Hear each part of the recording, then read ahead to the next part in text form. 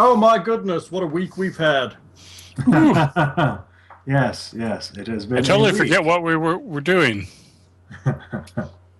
I think I remember Probably when fake.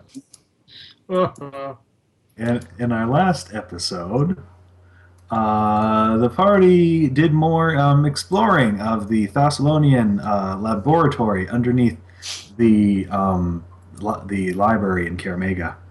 They had found the last member of the original party, and there was a bit of a power struggle as to whose quest this actually was. Of course, the PCs won that argument, and that was one dead Dark Naga. And of course, before that, there was that water trap with the weird fey fish inside it raising the water. And then there was a very strong struggle between some hydrodemons at some water that contained a bit of the river Styx inside it, which caused all sorts of troubles for Gorm as he would get splashed with it. And forget that all these people around him, some of them were his friends.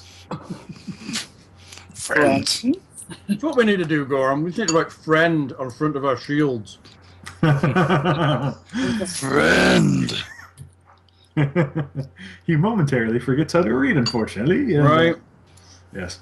After which you did make a little rendezvous with the Cullborn, standing by a black menhir, which is a really weird word. I'm not quite sure I like. And you had a discussion, though it was mostly through their minds, with them peeking through yours and sifting through your thoughts to get your meaning across. And in general, they had told you something of what to expect in the Dark Forest, saying that they could open up the menhir to transport you directly to the Black Keep, and they could keep it open so that you could return. However, it could be very debilitating to return. So as advice not to try to jump back and forth, back and forth, back and forth. Sounds like good advice to me. And in general, I think being quite helpful, really. They were quite helpful. This is true. They were quite helpful. Dudes, they're very helpful. Oh, yes, sir. Creepy ass dudes. The ass dudes. Yeah. Well, yeah, you can't deny that they are very, very creepy. And all things considered, I can't help but thinking, despite the whole Pathfinder setting was really made after D&D had pulled the license and stuff. Yeah, it's totally Ravenloft. Oh, I was actually thinking that these things are kind of possibly a little bit Illithid inspired. Maybe a little bit. The whole telepathy, having a brain bank type thing. Maybe a little bit. Being scholars in the underground, maybe. I don't know. That whole extra long finger thing, I think it's more kind of grey aliens from, like, Thing inspired. Yeah, maybe it's a bit of that too, yeah. Wasn't that a Nosferatu thing too? Yeah, vampires. That's another thing. But they also specifically have the Nosferatu variant, which they have for a while. They've used those since the second adventure path. Alright, so with that done, it's up to you guys. What's the party doing? Are we ready? Oh, fill a keg with water from the river, and a keg full of holy water, and a keg full of... You could go and buy a keg full of holy water if you really want. Can we ask the Colborn that if we're expecting a fight almost immediately on the other side, would it be... Is the Mania going to affect our magic if we buff up a little this side? They do not believe so. Okay. Let's do it, people. Let's do it, people.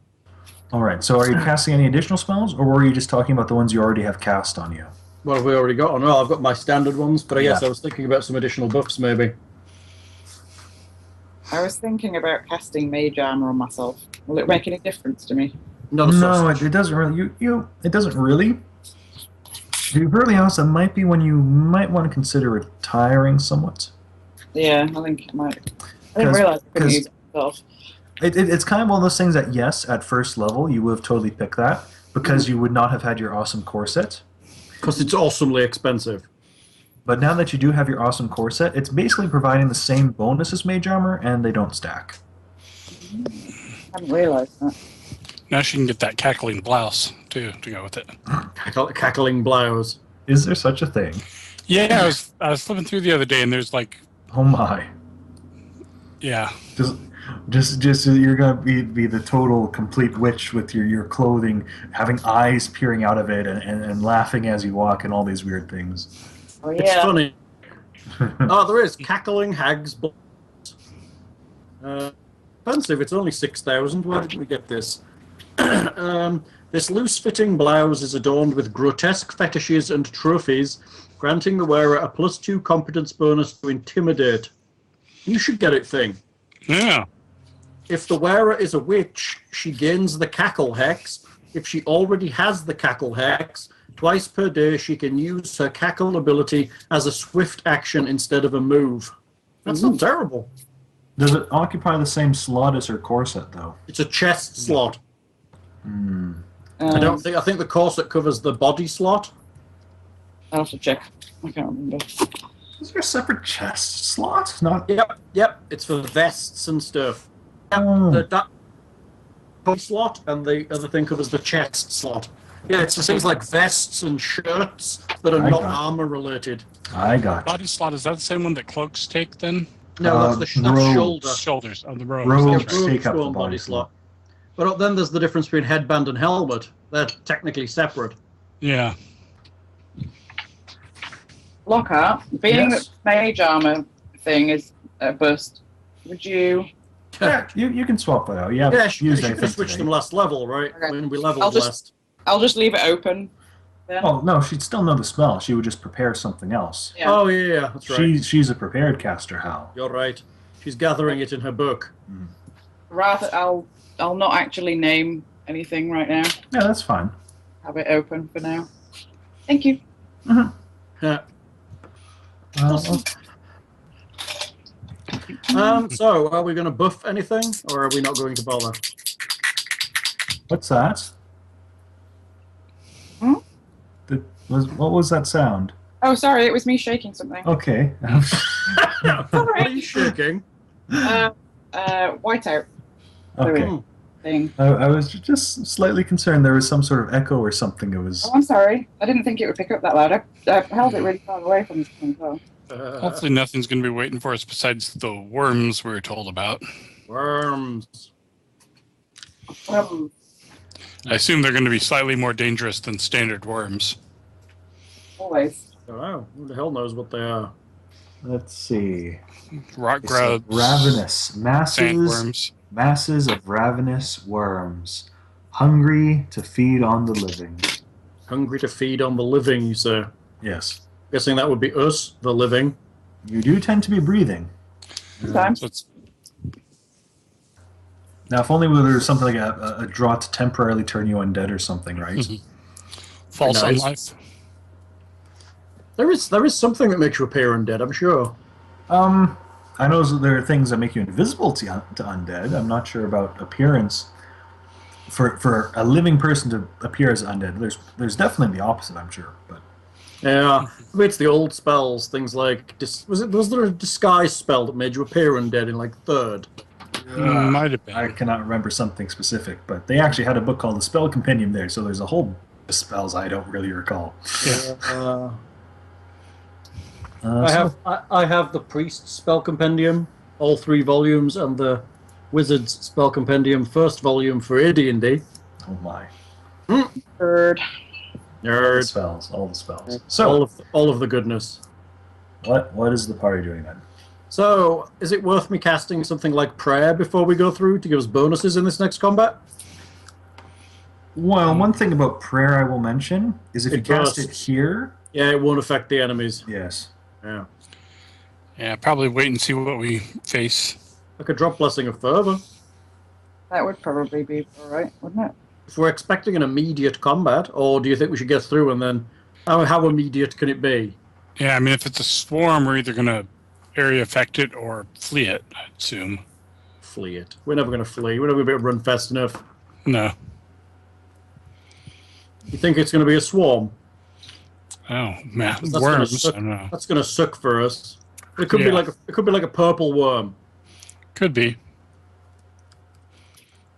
which would be bad Purple worm would be pretty high CR for you guys. A dozen Sugathi, you know. Oh, there's lots of wormy type creatures, aren't there? There are quite a lot of them. From rock grubs to sandworms or...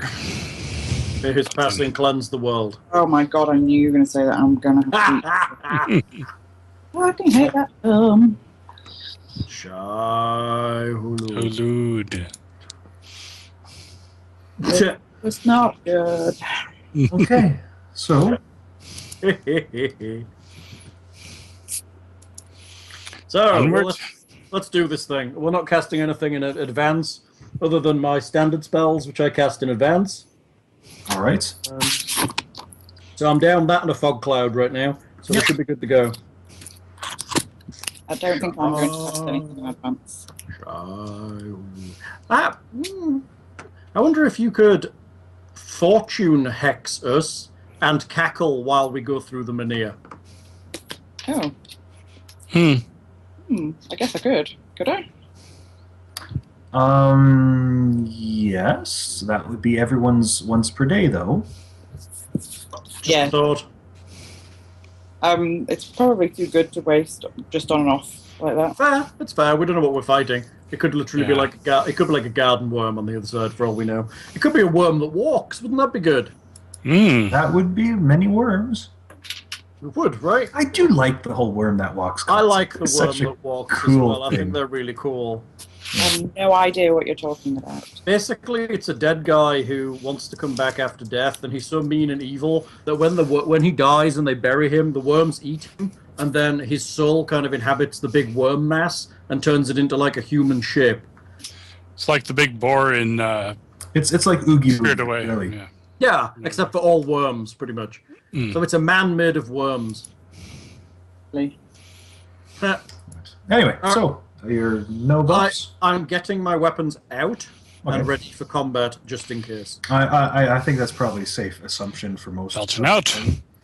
And we kill the Callborn. First thing. Oh, no. Alex will likewise have buckler strapped, rapier drawn. We're ready to go. All right. So you'll position yourselves around, Yes. and the Cullborn extend each of them with one hand, their elongated fingers, touching the men here. It glows slightly with a blue energy, and they whisper into your minds with that voice like thousands of insects. You may now touch the men here and travel to the Black Keep. We touch the man. Thank you. Hopefully we won't be long. Touchy, touchy. Okay. Let me just Run. grab you guys. I start running as soon as I touch the stone. Oh, it's a different one. Okay. And smack my head into a tree as soon as we get on the other side. Not called the Black Forest for nothing. All right. Casso. Swapping maps. Oh, hello. Ooh. Dude, it looks like an outline of a map that... Where are we? We're to the left by the men here on the road. Oh, okay. Very good. There you go. Spooky. So let's have initiatives. Thanks, Lockhart. Well, you knew what to expect. We did know there was a comeback. 17. It's true. Click my dude. Hit initiative. 21. Feel my power. Go power. 16 for Juniper. And Alex goes on a 4. Oh, we got Good a work, couple Alex. extra doors to go work with. Good work, Alex. And 7. Oh, Juniper's not on the track yet. Okay. Is Juniper? Oh, she's not showing, is she? Drat. No. There she It's- is. It's one of those things where I see something and you guys can't for some reason. Each token when you switch maps, Oh. the tokens on the other map don't transfer for you guys, but I can see them. It's weird. Because they're not the tokens on the other map. They're actually new tokens on this map, right? So, Demir, first up. Do I see anything happening? Yes. So we have stuff here. Thing, your breathing is very loud. Sorry. Stop that. The world has changed. While the nearby presence of a black stone menhir, similar in shape, although more weathered and leaning to one side, to the one touched in the previous room provides a sense of familiarity, everything else about this place is different from the dungeon rooms. This world appears like nothing so much as a roughly spherical bubble of stone measuring miles across. Above, the vault of the ceiling glows softly, casting the whole realm in an eerie kind of twilight. The lower hemisphere is an enormous bowl-shaped basin, its sides wooded with green fir trees and gnarled naked snags. Thick fog blankets the realm, and the entire place seems leached of color, tending towards grays and blacks. Closer at hand looms a strange structure. This towering black keep rises up into the air, each new wing resting upon nothingness and creating a strange stepped structure of towers and domed roofs that carries within its facade an almost palpable sense of menace.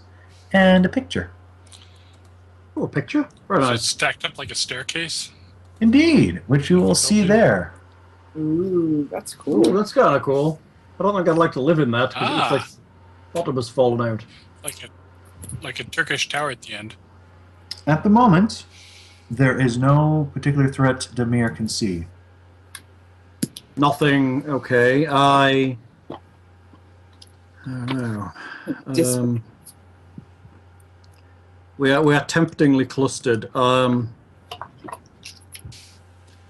5 foot, and I hold an action to. It has to be specific, does it? Has to be pretty specific, yes.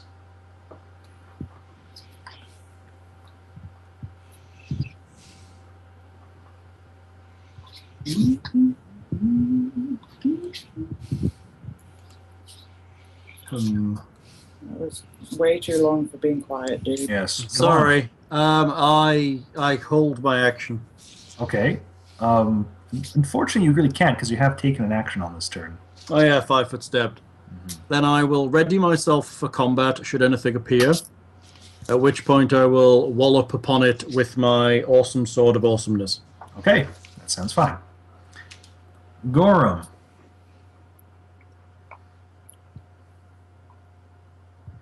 Gorham? Thing? Yeah, it's just the audio was cutting out there for me for a second. Oh, sorry. Hey, Gorham.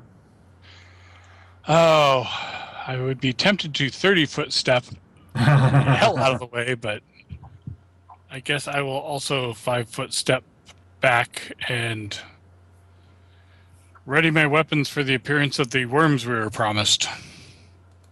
Juniper? I'm going to cast Fortune on us. That is a one target at a time thing. I'm going to cast Fortune on Gorham. Okay. Are you taking any movement? We appeared very clustered. Yeah. Don't know. Let me see. What's Fortune? I have to be within 30 feet. So Yeah. Well, and you can use it before you move as well. okay. Let's see. The turn order thing's over it. Okay. I might just take I don't want to go forward. You mean towards the keep? Yeah. Come up by me if you want. I don't want to be in front of you. Okay, so go off by Gorham. So why would I move? I'm between the two of you. You're spreading out. Okay, If I move, I end up closer to one of you anyway. Okay, so you're staying there? Yeah, I think so. Worms!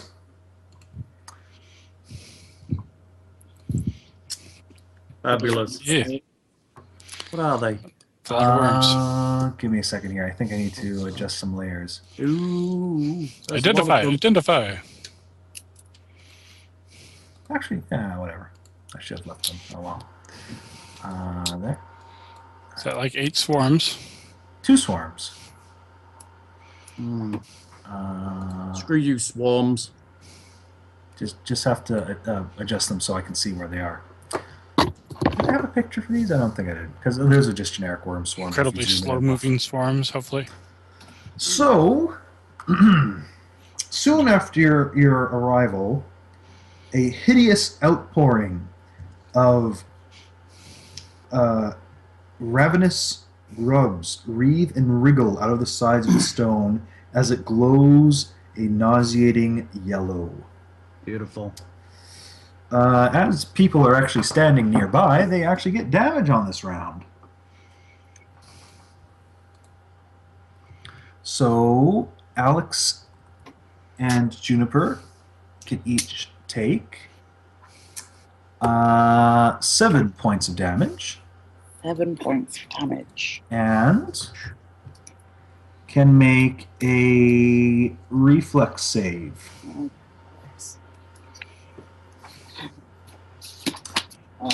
My reflex is 9.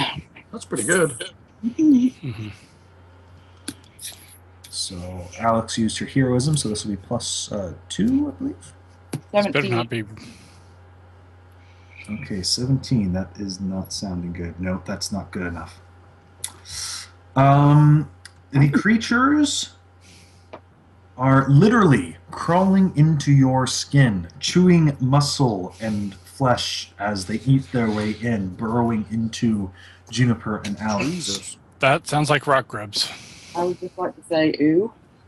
Juniper can take 1 point of constitution damage, No! while Alex takes 1 point of constitution damage. Wow. I'm afraid we have to burn the whole area alive. So we've only just got here and we're taking con damage. Seriously. You were warned and you all stuck around it. I wanted to run 30 feet away, but that wouldn't be good with the rest of the party sticking around. So let's see. Vermin sound like... Better I do the con damage thing on my sheet, or... Ability damage you should actually do elsewhere, because it's also very temporary. It will only come into effect when you take even amounts. So once you're at 2 con damage, then you're going to lose hit points equal to your level, and it will be a -1 on fortitude saves as well. Okay. And con is particularly bad because if your con damage matches your score, you're dead. So it's...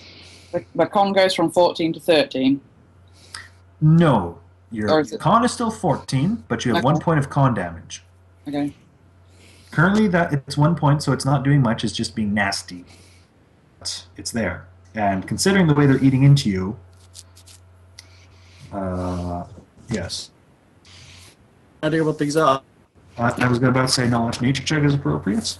And how do we get rid of them when they're chewing into somebody? Because I don't have remove disease. Yeah, If that's what would do it.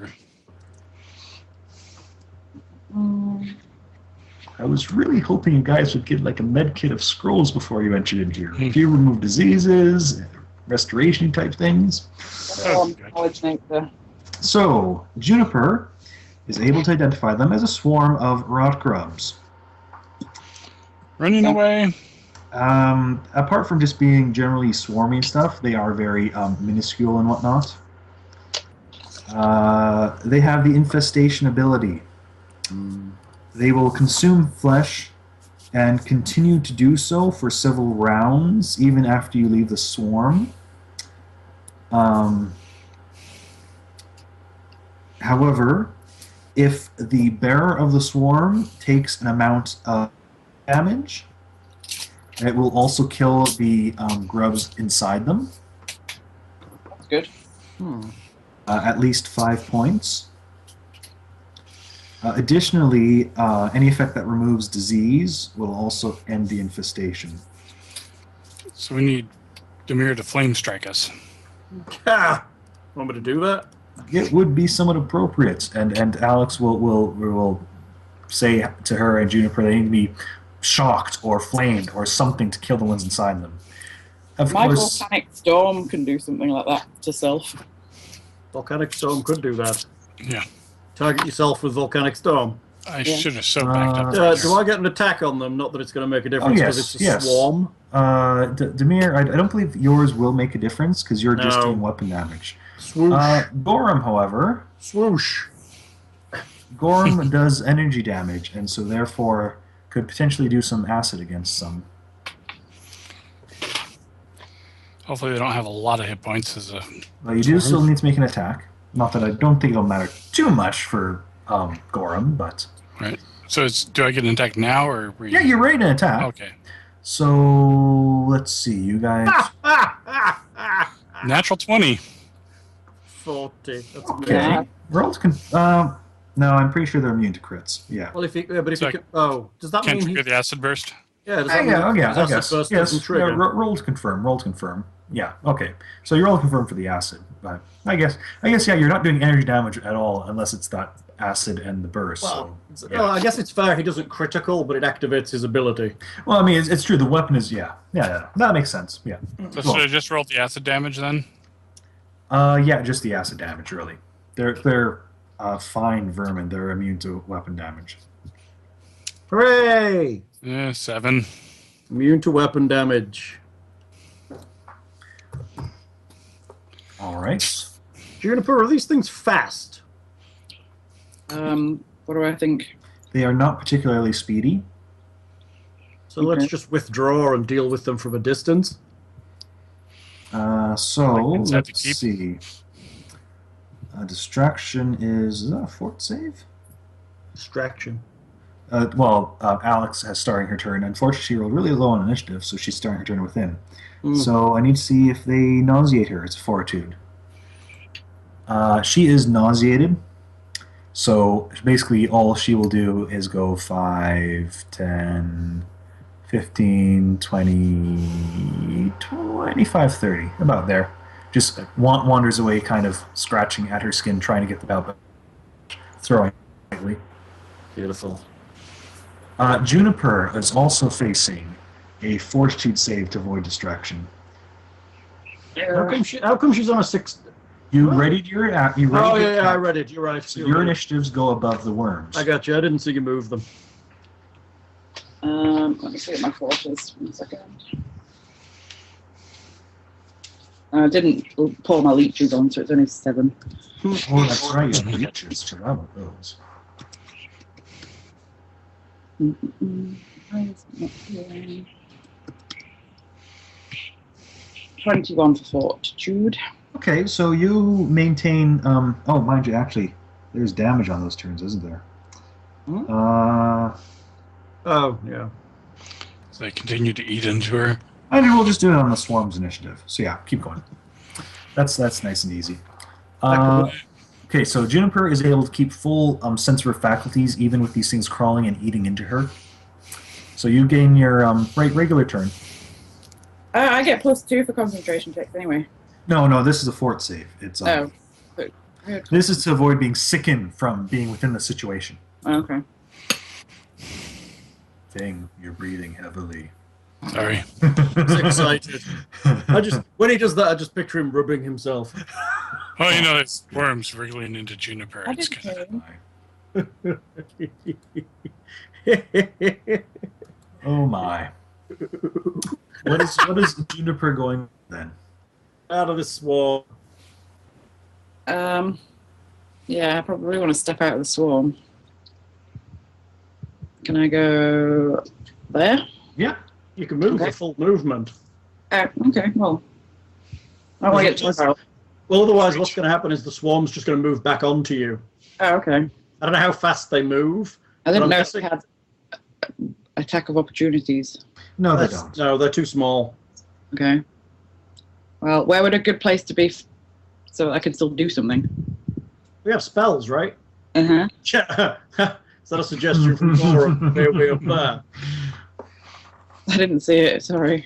As long as you're within 30 feet, your hexes will work. So How about I go next to Alex? Yeah, that's fine. Okay. Is there anything you'd like to do or cast or? Drop So I the goddamn arrow. Drop volcanic storm on the metal. Stop them. I cast Fortune last time, didn't I? You used it on Gorham, yes. So I need to cackle. Oh no, I can't because I've moved.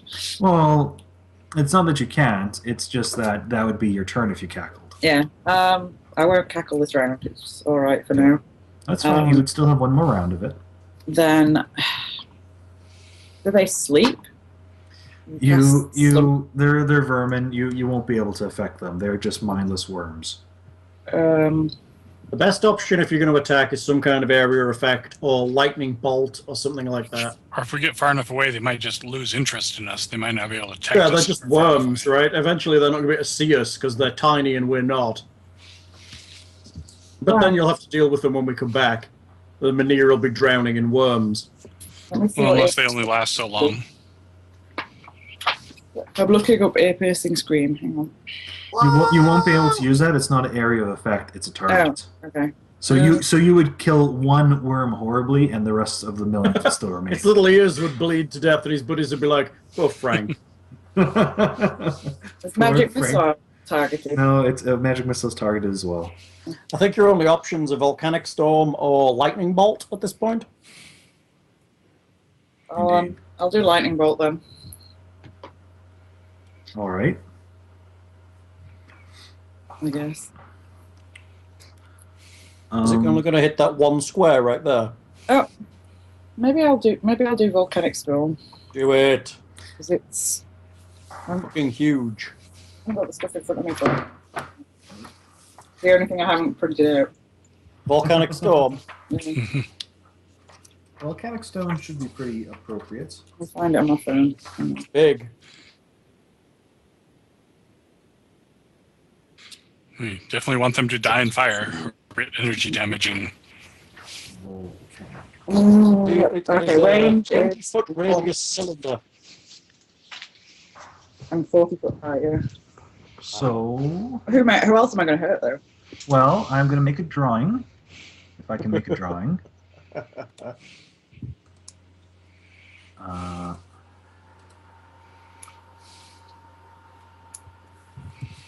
Yeah.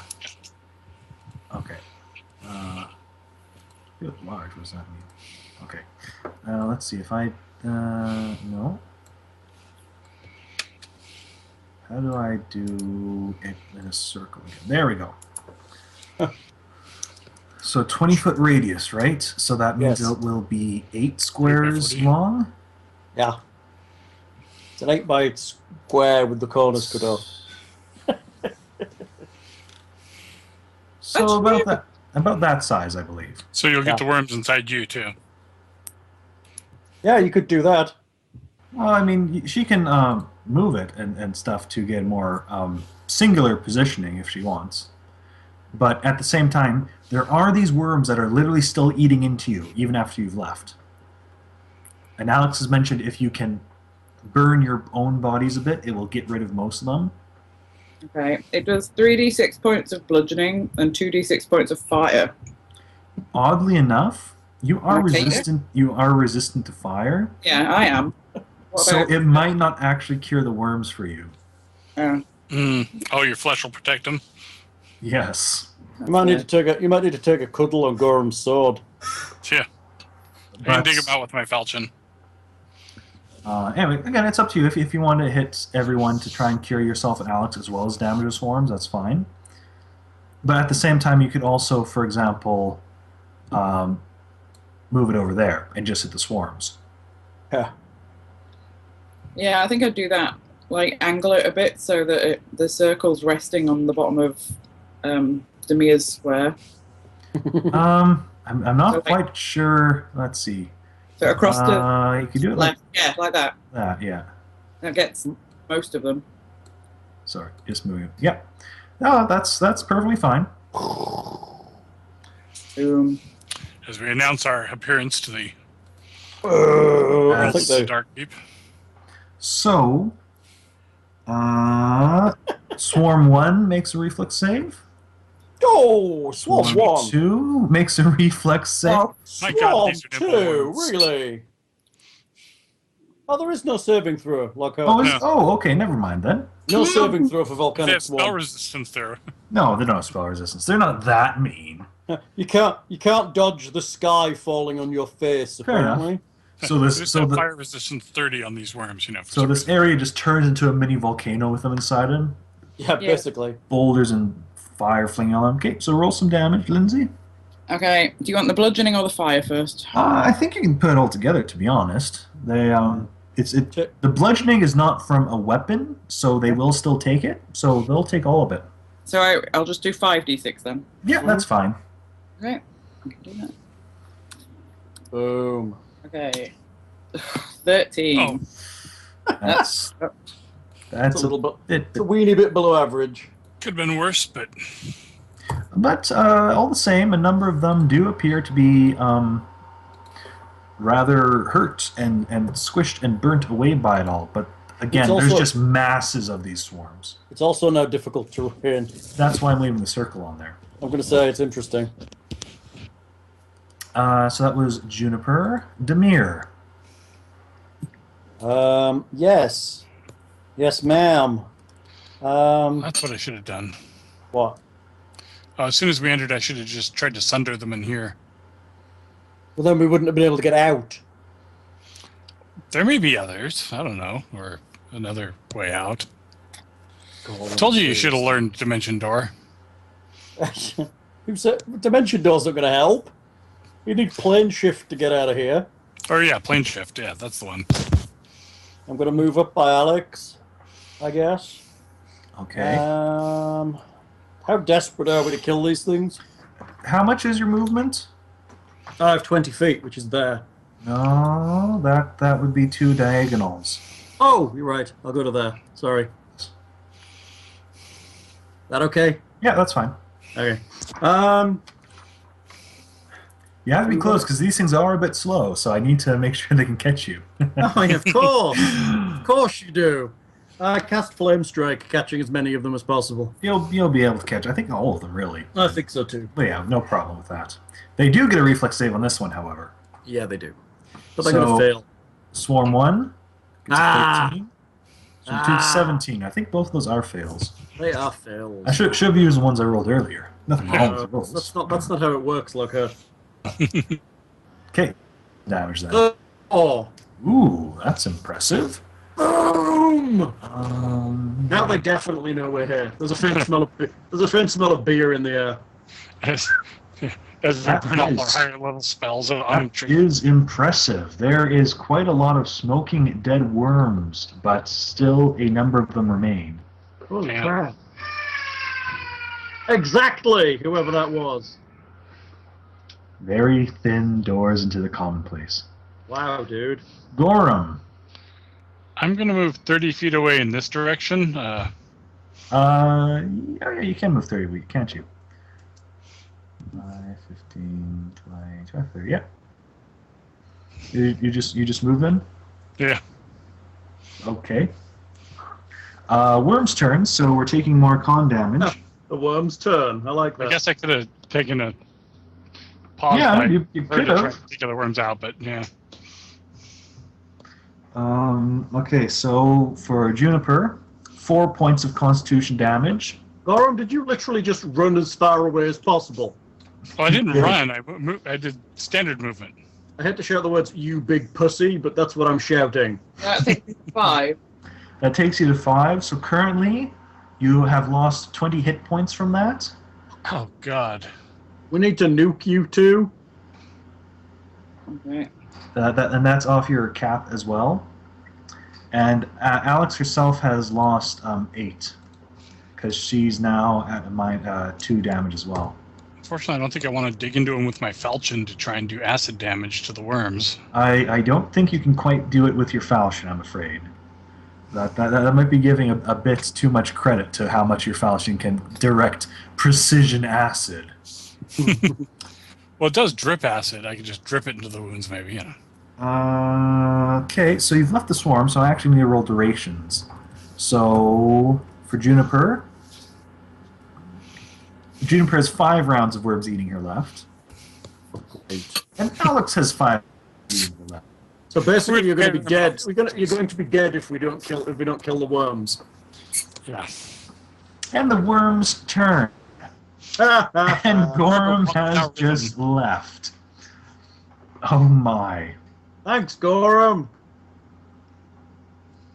So 1, 2, 3, 4.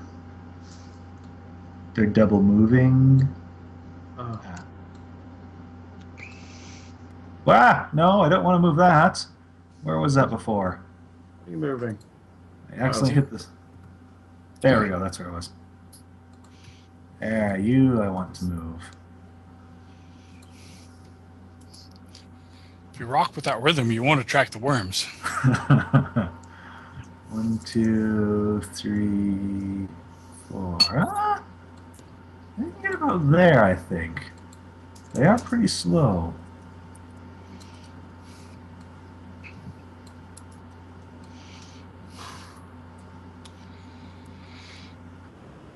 We get one on Demir then. What are they doing? Biting into you. No, they're not allowed. I'm immune. Somehow I don't think Acid Burst is going to do enough 5 against points of damage and reflex save. My favorite. 9. Worms! Jesus Christ. We're all going to die. Good work, Gorham. Run away like a big pussy. That's 3 con damage. like the smart one, apparently. You can damage these. You ran away, you big wuss. I can damage them incredibly slightly. Better than not at all.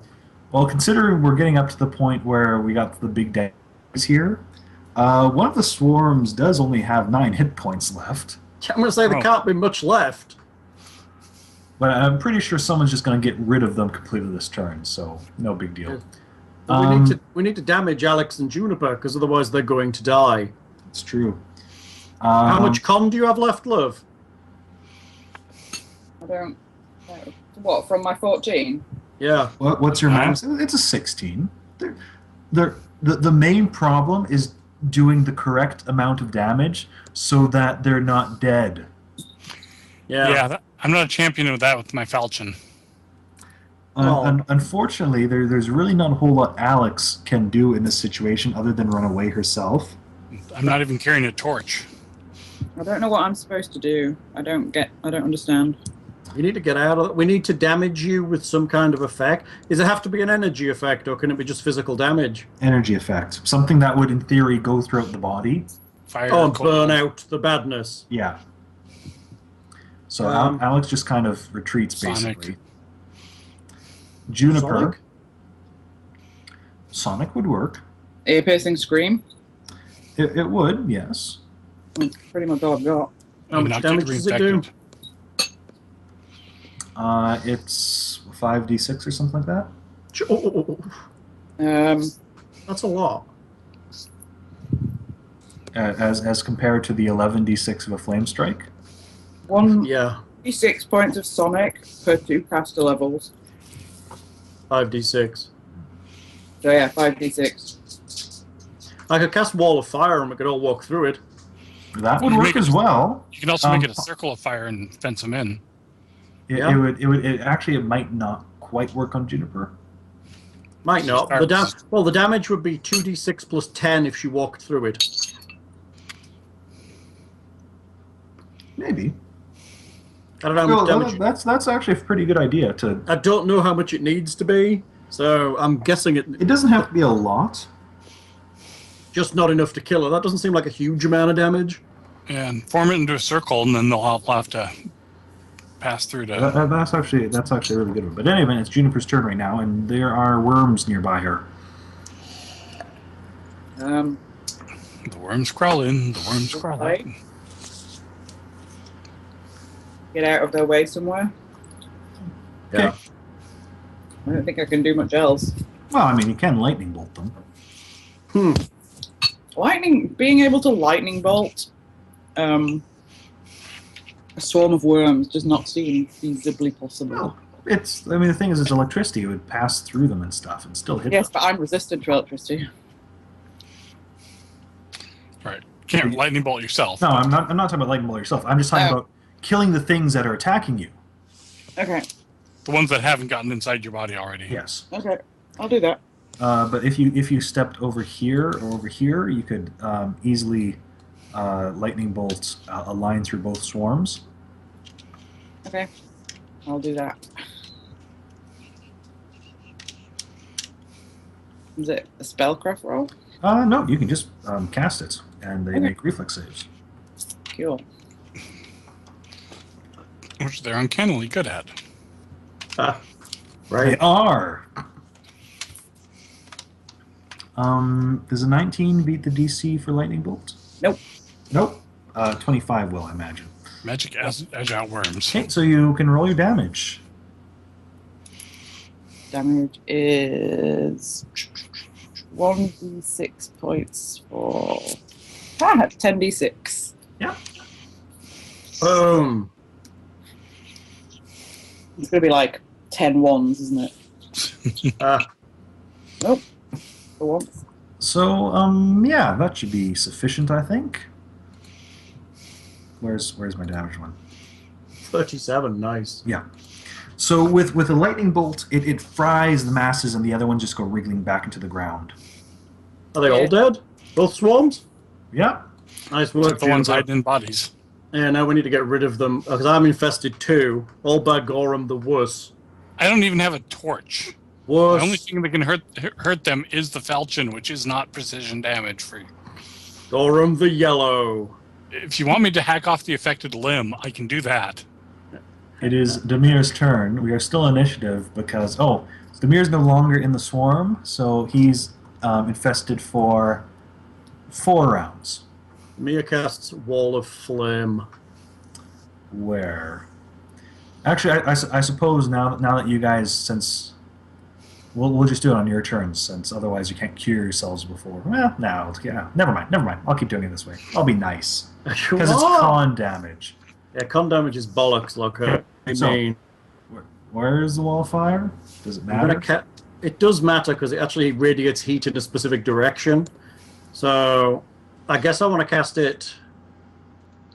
So we need to walk through it and then back, I guess. So, like, step in and out so we get hit by it once. That makes sense? Fire, walk with me. So we don't really want to walk through it. We just kind of want to get burnt by it and then get out of it. So, How much energy damage do they have to take, I wonder? I don't know. So, shall we say it's... Let me see. Line. Can I draw? You should be able to draw. Apparently I can't draw. You used to be able to burn them out with a torch, so you probably don't have to do a ton of damage. Oh, I draw a shitty little line. I don't see it. Oh, I think you're drawing a polygon. Why are you drawing a polygon? I don't know. I don't even know how to stop drawing a polygon. Yeah. Mm. Okay, so you have a wall of fire there. Where is it radiating from? I'm thinking it's about there. Yeah, that's fine. And it's probably pointing away from us, so that we're not going to get damaged approaching it. But the idea is maybe that I could go 1, 2, and take the damage for stepping through it. Without being stuck on that side. For going that's fine, that's fine. So it's there for people who want to walk into it. So I'll cast it, and then I'll step in and out as a move action. Alright, so take damage. Great. You'll take 1 point less than you need to kill them, probably. Let's find out. 17. Alright, and the worms are cooked out of your body. Juniper, step into the fire. Unfortunately, for their initiative, they take more con damage. Juniper takes 2 points. That's another 10 hit points lost. Do I need to lop off Alex's infected head or something? And no. And Alex takes 1 point of constitution damage, so that's no an additional for her. But Juniper is going to be down another 10, basically. How many hit points you running on, love? 30. She is resistant to fire, however. You should be okay, hopefully. So for Alex's turn, Alex, running out of that fire. She imitates damage. Imitates damage. She imitates Demir, running in and jumping back. Yeah. 16. And that is enough to cook them out of her. Go for that. And Juniper. Come on, Juniper. Okay, what do I need to do? You're running in and out of my firewall. Okay. Yoink. And out again. You have to think, anybody watching this has to be thinking, I know. these adventures are the most 13. entertaining thing ever. So, 13. since you have 5 fire resistance, you actually take 8. So 8 points of damage, and that's sufficient. Oh, I was hoping it wasn't 10. Whew. All right, everybody's really, really fucked, so we may as well make camp, right? Do you not have Lesser Restoration on your spells known? I do. Well, I can cast it, yes. I have 8 of them. You have 8 level 2 spells? I have 9 level 2 spells. Wow. No, I have 8. Excuse me. I have 7 left. Okay, well... I mean, resource-wise, until you cast those, you're not really too hit. It was just pretty rough. Oh, we're doing all right. So in running away, I got one less person. You have to Lindsay, rest. You from all that con damage, Juniper should have taken like 30 hit points of damage. Yep. 32, in fact. Oh, are you keeping track of it on paper? Mm-hmm. Oh, okay, that's why. Oh, yeah, sorry, I didn't touch it up here. There. So I'm on 22. Okay, yeah, that sounds better. Sorry, I forgot. I forget that there's that thing up there sometimes. Okay, so what are you doing? If I have the count correctly, Alex is at 3 con damage, Juniper at 7. I'm guessing we need to hull up and get their con damage killed. And Demir was at 1? 1. Okay. Which I'm not so fussed about. We need to get Juniper up and hopefully Alex up at least to a point where their con's not crippled. Do you want to move back into the forest out of the side of the windows of this keep and stuff to? Yeah, it's a pretty fair walk to there, but let's find like a copse of trees or something and hide up in there. You can easily walk into the mists and darkness of the forest. Let's do that. Up a little north or something. Okay, you retreat back a bit. It is disturbingly quiet. No hooting of owls or rustle of any animals.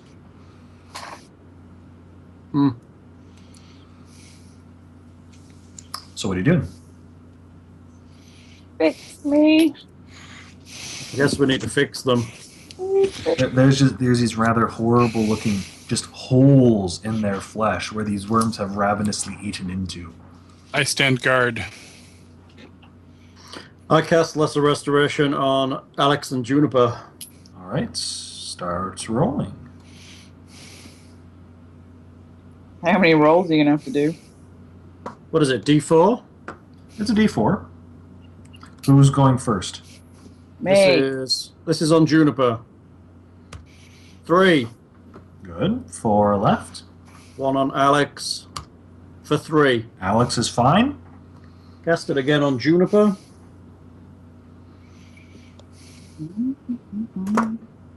Dum-dum-dum, dum-dum-dum. 3. Pretty darn good. Thank you, sir. So Juniper and Demir have 1 point, but it's not doing anything because it's just 1 point. Right. Until, of course, it becomes relevant when something hits you with more con damage. For another 1, yes. But, however, unfortunately, that does not restore the lost hit points.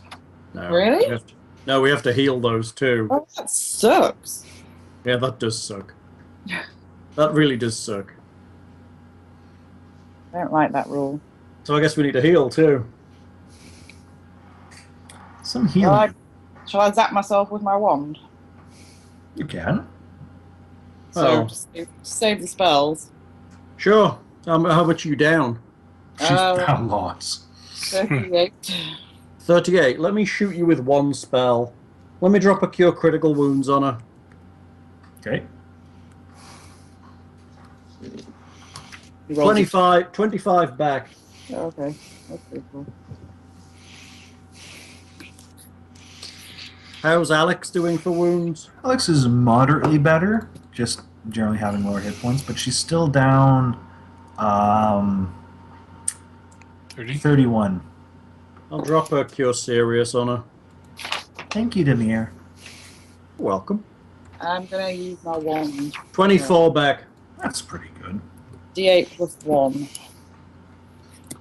Alright, everybody's following Gorham the Yellow. Do you want to try and be smart and not come in the front doors to keep? I don't think we have many options. Climbs up the mountain. I think we go Well, yeah, but it looks like there's doors on the north side. If that's the direction we retreated into the forest. Well, who said you were going north? Well, yeah. If you want, you can have a walk about the building. Guess it wouldn't hurt. That totally won't inform everyone who can see you in the castle that you're there. And I'm sure the volcanic storm and wall of fire and flame strike didn't alert them, so... Yeah, that's right. There's going to be a hell of a lot of noise out here at this Minia. Okay, I cast How's the it. veneer looking? Yeah. I used my wand 3 times. The grass around Okay. Gorham... Was that all on yourself? Yeah. Okay, And I'm just missing 3 now. that's good. The ground and the ground under Gorham has turned yellow where I prestidigitation did. Alex giggles. Is Demir gonna get any healing himself? He took a fair bit. Yeah, as well. he took a bit of a wallop. What have I got? I guess it's pretty mean. It hurts you and then forces you to hurt yourself more to get. I know, right? That sucks a lot. I'm gonna drop. Yeah, I really hate rock grubs. I'll drop a cure moderate on myself.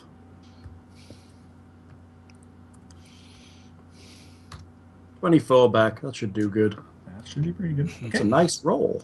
So you're healed up, heading back out. Actually maxed. Yeah, good. Heading back out of the forest. I guess. Into the opening. Yeah. Stealthy and Stealthy in the open. It's not clunk, going to happen. clunk. So,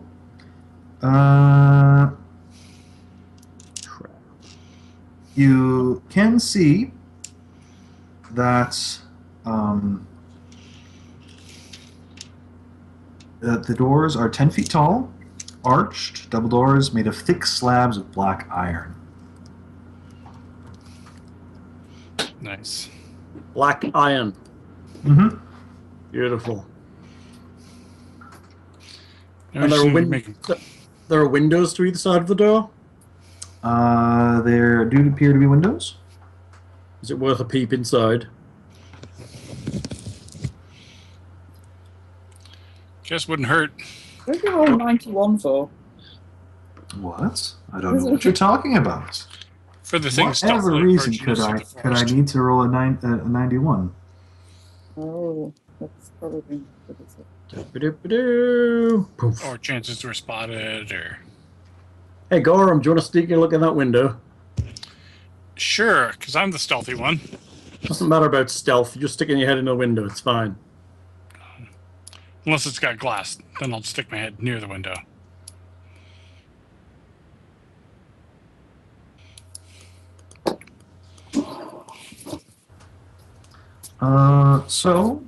Make me a perception check. Just 24. all of us. No, just 10. Or-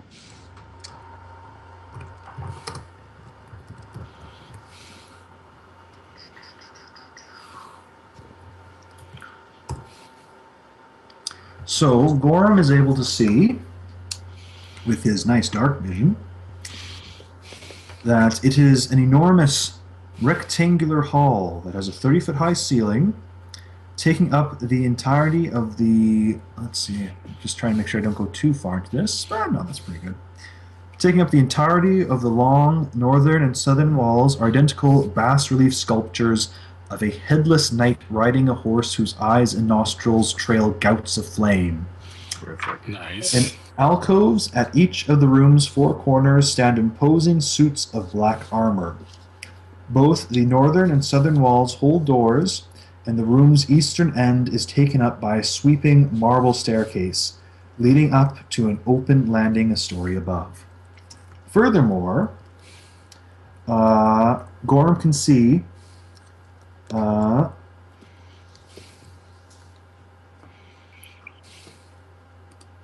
hiding in the northwestern alcove. So further into the fair, it's let's see, what's that? 10, 20, 30, 40, 50. It's almost at the edge of his range, really. In one of the alcoves above the armor is something that it's difficult to see exactly, but strikes him as some sort of cross between a giant bat and a woman's torso, almost. Batwoman. Great. It appears to be slightly leaning out, perhaps looking at the doors. Stealth check, Gorham. Yeah, about that. Although it is a class skill for me now, but I don't think I'd bothered to put a rank into it. It's not one about your encrypted part of armor. That's pretty good. Oh no, that was attempting to see all the things. Yeah. I mean, you'll get a bit of a bonus because you're not going to have your whole body visible. 19. All right. It just seems to be generally looking at the doors. There's no signs you can tell that it's seen you. I will duck back from the window and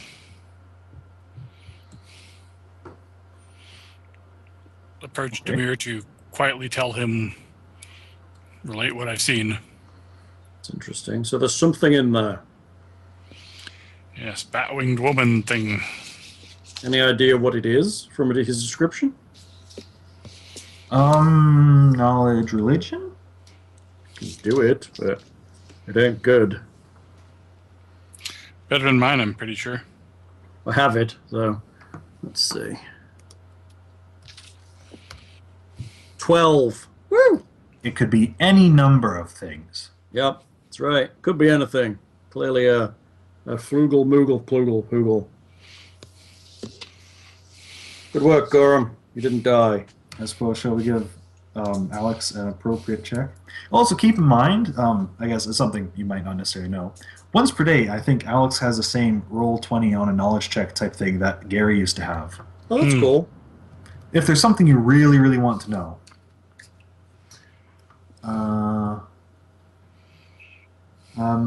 Alex can't think of something without seeing it herself. It's just too vague of a description. It is also dark inside, so a light source would be needed for most of the party. Well, 2 members of the party. Yeah. I shouldn't say most. It's not 2 members. Alex and Demir do not have dark vision. That's right. Alex has low light. Yes. Well, we can try and stealthily enter the main doors, or we can try and circle around and find a more stealthy entrance. If that thing's watching the doors, there's no way we're going to open them and get in without it seeing us. True. So I guess we need to sneak around the side and see if there's another way in. Could we get in through that window? Was there a way to open it? No, not that you could see it. It was pretty heavily barred through, more like a stained glass type style. All right, I got you. So I guess we'll walk around the perimeter and see if there's any other ways in. Clockwise? Whatever wise. Traditions. Traditions anti-clockwise, Richard. Okay, so walking around, you will eventually then get to the point where you see a couple doors on the ground level. Basically, afterwards, the most of the rest of the building is, of course, in the air. Not that it's outside of your reach with people that can fly. Just making that note that they're not likely to have doors. So, shall I? If I'm moving the party, then you'll be able to walk around to there. Can we have some stealth checks from the party? Actually, I should say, remember, those who with heroism on, yes, get +2 to your skill checks. Hey! Do I have heroism, or? Yes, you were given heroism as well. What's my negative for my armor? It's going to be obscene, isn't it? Oh. I have heroism? What's plate mail's negative thing? 5. Roll for full plate. Yeah, I have full plate, so I'm at -3 to this, basically. Okay. Yeah, so I'd be at 18, I guess. What? Are you -3? I'm at -5 for full plate. So Alex is pretty quiet. 10. Hey, I'm doing all right for plate. You make your way around without anybody apparently noticing you, at least. And you will see 2 doors. One of them just appears to be a door on the side of the building. The other one is a pair of double doors, however. And there is a slight trail leading into it, with, in particular, wheels trailing into it. Like a cart or a carriage. Yeah, a cart or a carriage, possibly, yes. Oh, so it could be like a stable entrance. That sounds like a less inhabited area to go into. Sure. Except for they're riding like dragons or manticores or some shit.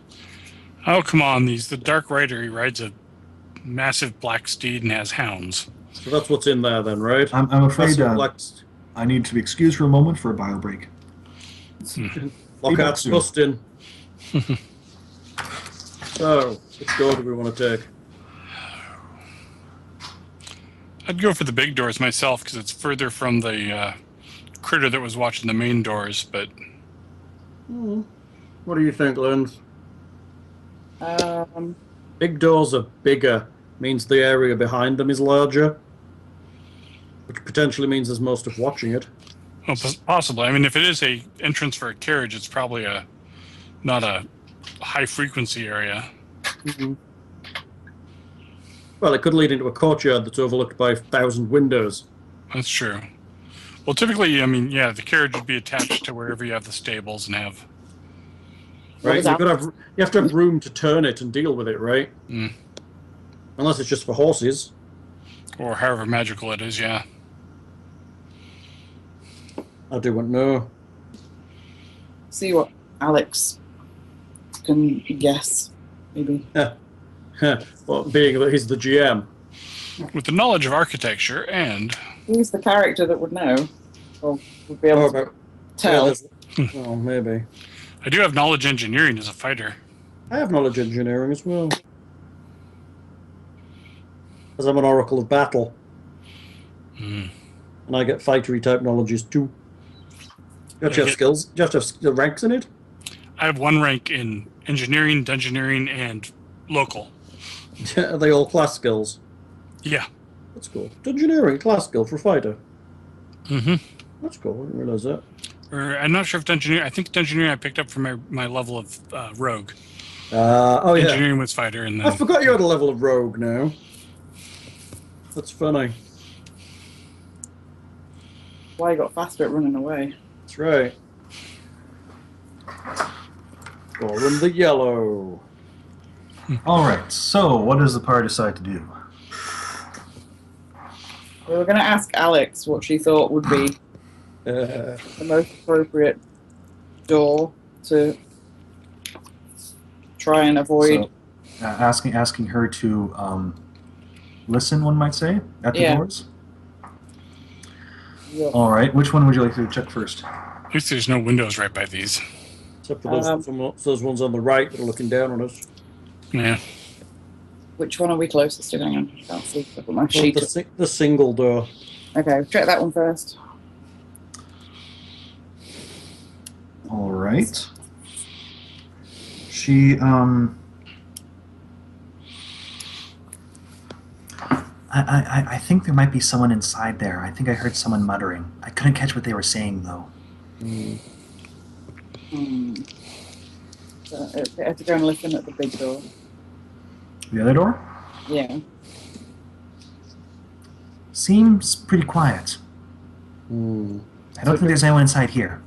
Do we want to go into the place where there's actually somebody in, or try and sneak in through this way? I don't know how well we're going to get through this sneaking. I mean, we have 2 people in plate mail, and eventually we're going to fluff a roll. So, true. I don't know if it'll set alarm to the whole place, or if we just want to... I don't know. Do you want to try the stable door? Can we get one of those doors open? We think it's a stable or a carriage housing. So Alex would have been probably more over here after investigating them and coming back. Unfortunately, you guys just really aren't being very stealthy at all. And these are creatures with plus 22 perception checks. Holy crap! Holy crap. That rolled a 34 perception. So, I guess I'll give you guys a perception check to see how many of you. So, Demir just always acts in surprise round, even if he can't detect anything. Correct. But if I don't detect it, I act last. Ah, there you go. Okay. So the rest of you, well, you can make perception checks as you wish. To 19. 27.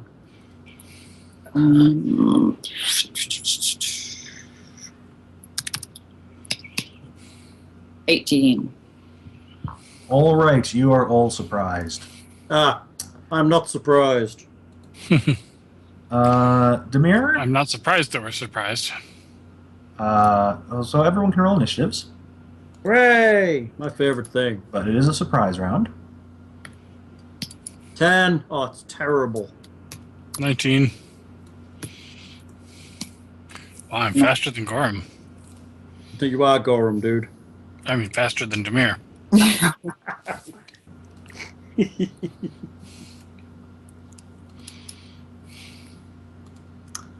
So, ooh, wow, this thing is amazing. Hooray! Amazing. Like we haven't already almost died once here. Ah, sigh. Why are we here again? Apparently because, I don't know, Gorham, the yellow. Why are we here? Fortune and glory. Short round. So, the door to what you presume is the stable is kicked open. A creature. What is that? Let's get the description up here. Is that a sombrero? I don't know. It's got a big nose, maybe? Oh, Jesus. Pale A stranger. nearly skeletal figure wields a pistol, or what seems like some sort of strange bowless crossbow in each hand. Its garb is dusty and weathered and smells of old decay. A somewhat feminine voice shouts out, "Rustlers! Back again!" And will, hey, guess who's right in front of the door? Gorham. We ain't horse Yeah. thieves. Great. A pale stranger. Nice. We're about to get the shit shot out of us. Great. Is this some gunslinger archetype? Yep. And this one's undead. Oh, of course. So its attack on Gorham is going to be a 28, which will hit his touch, flat foot of 10. Yes. What did it roll? Oh, 12. That's not a crit threat. And it will do, let's see. Do you have, you don't have that. Okay, so I don't have to worry. Oh, you do, Drats. I need to worry about that. Okay. It has deadly aim, so I need to worry about whether or not it uses it or not. Oh, But for now, it will only do 9 points to Gorham. Do I get my DR on that? You do. And then Demir gets a turn to act. crap. That should just put... Pale stranger, ladies and gentlemen. Pale stranger. Ba-dum, bum, ba-dum, ba-dum, ba-dum, ba-dum, ba-dum. So many options. Do. I cast Blessing of Fervor on the party. Ah, very good. The party is fervored. Like a free round to do some shit. All right, it's Pale Stranger's turn again. Let's see. So fast. 1, 2, 3, 4, 5, 6. Let's see. Demir and Gorham are the most armored, so I think it will take a shot each. 2 shots against Demir, 2 shots against Gorham, and a shot on Juniper and a shot on Alex. That's a lot of shots. It is. And I see no reason why it would not use its deadly aim at this range. Does it have like a bandolier of ammo feeding directly into these pistols? Nope, it just keeps shooting it. So let's see, it'll be at a minus Ghost 3 to bullets. attacks. So on Demir, Hmm. Does that hit your touch? I would hope so. Yeah. Yeah, it does. Against Gorham? Yes. Yeah. It's my everything. It's my everything. So this is a 7. Against Demir again. Oh, a 9 will miss. Against Gorham. A 27 is a crit threat. It's getting far too excited. We need to close this guy down, Gorham.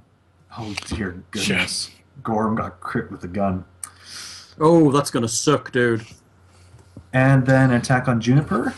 A 13. Does that hit Juniper's touch, Lindsay? I doubt it. She's got like a dex of 6. Okay, and on Alex. A 12. I don't think that'll hit Alex's touch. She is also very dexterous. No, okay. So we have one deadly aimed attack on Demir, which will be 1d8 plus 0. 8. So 15 points to Demir. It's not too bad. I can take that. Another such on Gorham for the regular attack, which is 10 points. And then the crit on Gorham. Do you want to know what the crit modifier of guns are? Times 4. Times 4. Of course. So, Ow. yeah, that's then with the crit shot going, I guess, into his head or something. It's a natural Yeah. nonetheless. Is 46 points of damage. Bloody hell. Ow. Good work, Gorham. How are we meant to stand? This'll teach you wrestlers for stealing my horse. Juniper's turn. Fuck him up, Juniper. It's going to have to be something like Damnation Stride. Why?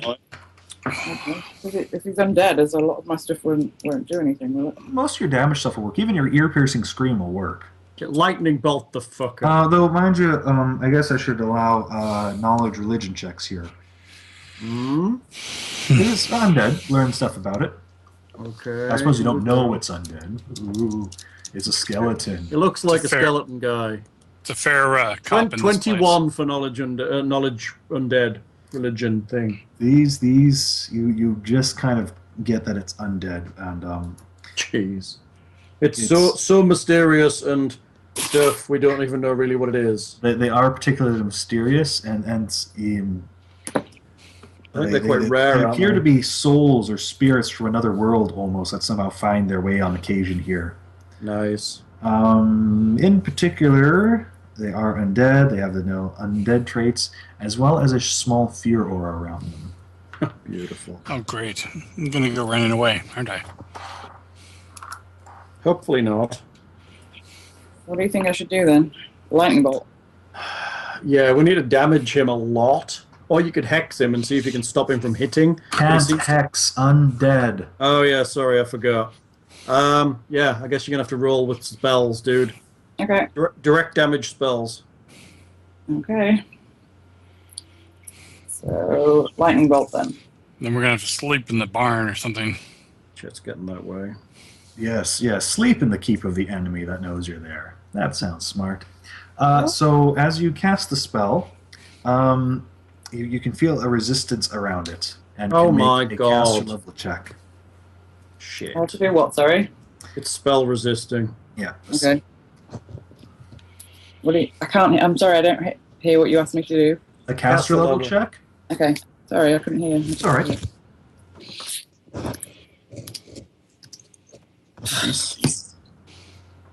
11. It curves around it. Jesus. Gorham. Come on, Gorham, get in there. Yeah, I will. Charge, Gorham. Ah! Is it a will save? Mm-hmm. I think a fear aura would be a will save. I think generally it is. My Archon's aura and Doom's aura are will saves. +2 for the Plus heroism, I two for assume. heroism. Yeah. So 18. That is not sufficient. We're fucked. You are what does it do? A little bit nervous. It doesn't actually tell me which one it becomes. Which is What do you odd. So I mean? guess you're just shaken. Well, normally fear effects will say what effect they are, Yeah.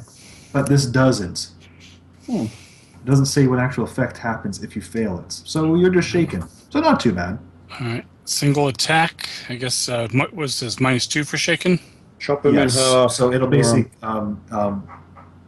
minus the attack bonus from heroism. It's Okay. also -2 on the damage as well, I believe. So 29. That will hit. Hey. All right. And then I get my extra vital strike damage on this. You vital striking. He's making a single attack, so usually he vital strikes, yes. Mm-hmm. So 32 all told. Nice. All right. You strike at it, and it's a pretty good blow. However, between the bony structure and the unnatural spirit that infuses it, you can't help but feel your blade seems dull against it. Oh, great. DR something obscene. Heavy bludgeoning. You get you a bludgeoning weapon. Alex, this is a pretty tricky situation, really. It's kind of got a bad section there to attack through, really. So Alex is going to draw the bow. She did not take precise strike. Rats. Shoot through Gorham, it's okay. Nevertheless, getting a round of luck. Shoot through And Gorham. the attack bonus from Fervor. She'll make an attack. So this will be at its bonus because it's getting rid of the Fervor +2 and the +2 from Heroism. Right. It's sufficient, but unfortunately the arrow bounces off. Jesus, look out. I don't think anybody's got a bludgeoning weapon or anything, have we? I don't think the arrows will work. Demir's turn. Crap. Now, I guess you can see further into the room somewhat, I should reveal. Where 15 of his mates are. We ain't here to rustle your jimmies. Well, it's not his turn, is it? No. It's my turn.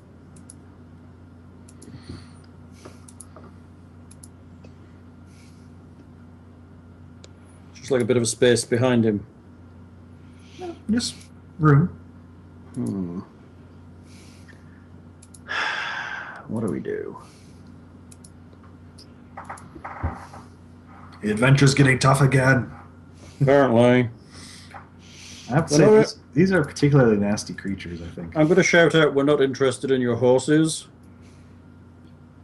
Diplomacy check? Okay. We're here to steal your women. Right. 28. I've rolled really badly on that one. Sure you are. That's why you're coming through the stables to steal my horse Buckeye. I won't let you have it. Buckeye. Anything else Demir's doing? Was that a standard? So, yeah, I'll let you have it for now. He's just talking. Oh, damn it. You do know that generally these spirits, being from another world, tend to be slightly confused when they come to a world like this.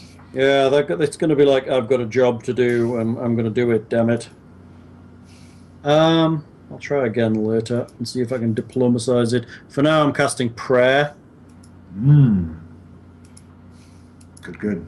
You have to go over spell resistance for that to affect it with the negatives. Don't think so. I don't think it gets spell resistance for Prayer. I think it just happens because it's divine energy brought into the area. Well, Checking. Other divine spells have it. I think Prayer's special. Nope. No, it's not. No? Yes to spell resistance. Oh. Gora, make a perception check. 27.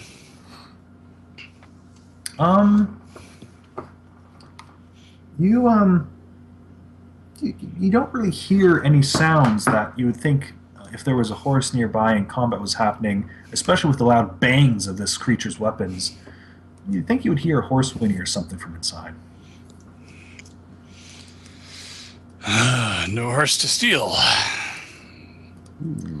Guess I'll try and inform him of that on my But in any event, yeah, spell resistance check. Waiting on Demir.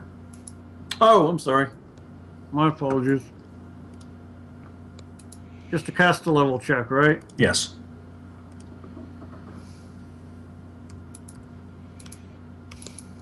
$22. Yes. Yeah, that's sufficient. Yay! There's a slight lessening. Feel my of divine its abilities, awesomeness. and everyone else feels a bit better. The fear, it leaves Gorum.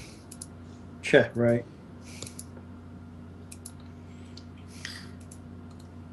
There's that spell, Suck It Up Pussy, or whatever it is that we could cast on you now, Gorum. Oh, this is kind of mean, but Gorum is standing right in front of him. He is. With only one gun raised, taking careful aim. Oh, Jesus.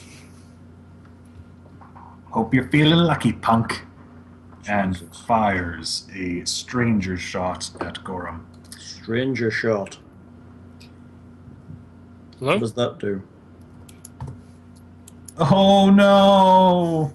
Jesus. It's a big number, Lockhart. That's a 34. It's also a 19, which threatens a critical.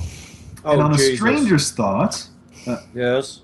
when it automatically confirms a critical hit. Oh, lovely. So In that's times addition 4. to dealing another plus 66 points of damage. Okay, so Gorum's dead, yeah? Gorum's pretty dead, I think. Lockhart? This could be bad. I'm going to raise his hopes. 8 plus 6d6. Will this work Yeah, out? he's dead. That's not that bad.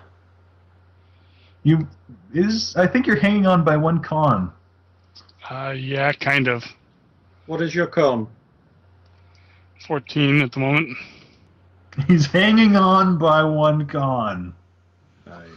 as he takes 46 points of damage to the face. Does that mean we need to stabilize him? Yes.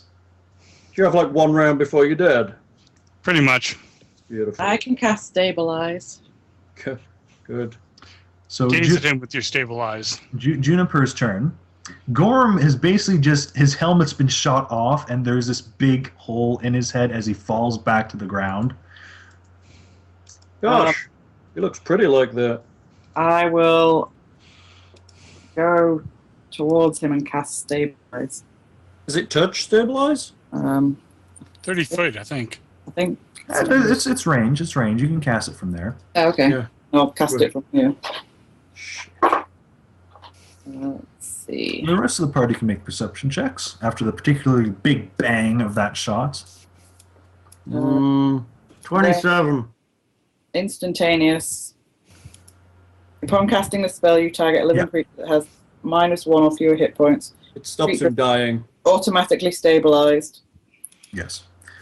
Gorm is stabilized. He is not in fear of dying from bleeding. So I'll get shot or kicked or... Right? He hiccups. Till we accidentally stab you. Demir is one more able we to missed. notice that stable does seem particularly quiet for supposedly having horses in it. Okay. So is Juniper moving or anything else on her turn? No, I'm just going to stay where I was, I think. Gorm is unconscious. Quite so. Alex will Crap. is probably gonna at least step forward to cast a bit of healing on Gorm. Good call. Hey, Gorm, you've got an X over you. Doing a Cure Serious. 3d8 plus 8. 19. My head heal.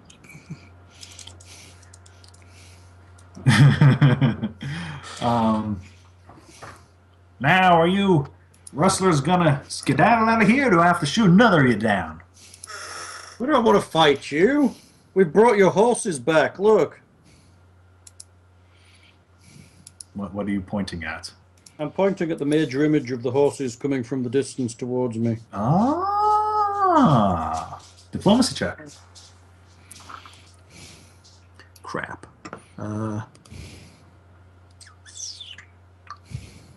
'Big numbers, please, people. 34. Nice. The stranger lowers its guns as it looks into distance, adjusts its wide-brimmed hat as a bit. Well, what do you know? Sorry about that, folks. That's not a problem. We've been driving them for days to get them here. Oh, I'm mighty sorry about that. Here, let's get them inside. Oh, gee. Okay. Thank you. She opens up the door, helps Gorham back up. Brains. Brains. They're on the floor, Gorham. I will concentrate if someone can lead me so that these horses stay where they're supposed to be. I think it's a standard action. You can actions. Concentrate as I'm coming to get these horses to come into the stable and stable up wherever we're going and look like horses. It's concentration plus 3 rounds for major image. Yeah. So just allow me to do a thing.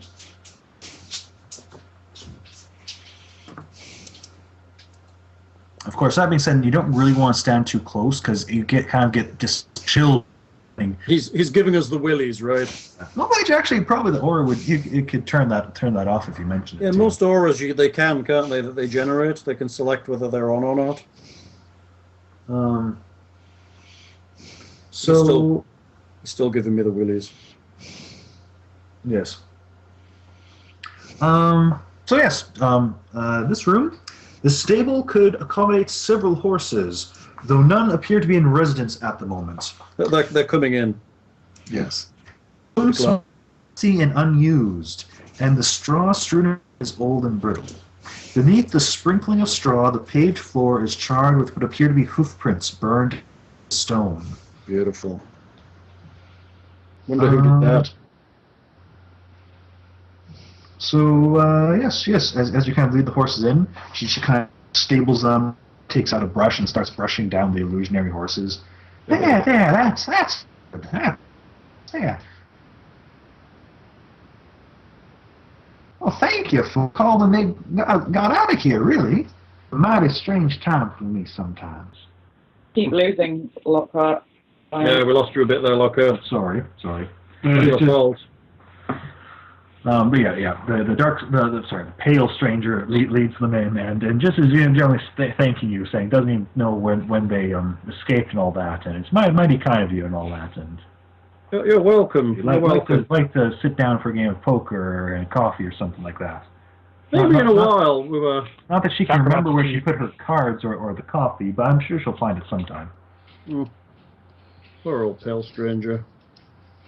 Well, we're going to head this way a little. We're going to go check out the rest of the keep. We have some business with the master here, but we'll come back and play poker with you in about an hour or so. All right, I'll be here waiting for it. All right, I'll be taking care of the horses. Thank you so much. That thing. Once I stop concentrating, I'll cast on you. Let's get the hell out of whatever door's available and hope there's a corridor with no monsters in it. Yeah, every room here is going to have monsters. We might be lucky. I mean, keep in mind, while you can concentrate, someone else could use a wand or something. Oh, yeah. Linz, do you want to heal Thing back up a little bit? Yep. Monsters. I have a potion, actually, I think you might need.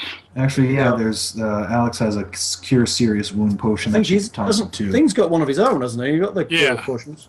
Get him down, you. Pale strangers are nasty. They really are. Apparently so. They are a big damage dealer. Yeah, I'll down a... which one do I have? Cure Serious? Yeah, that's a good one. So, oh god, I didn't write the... 3d8 plus 5.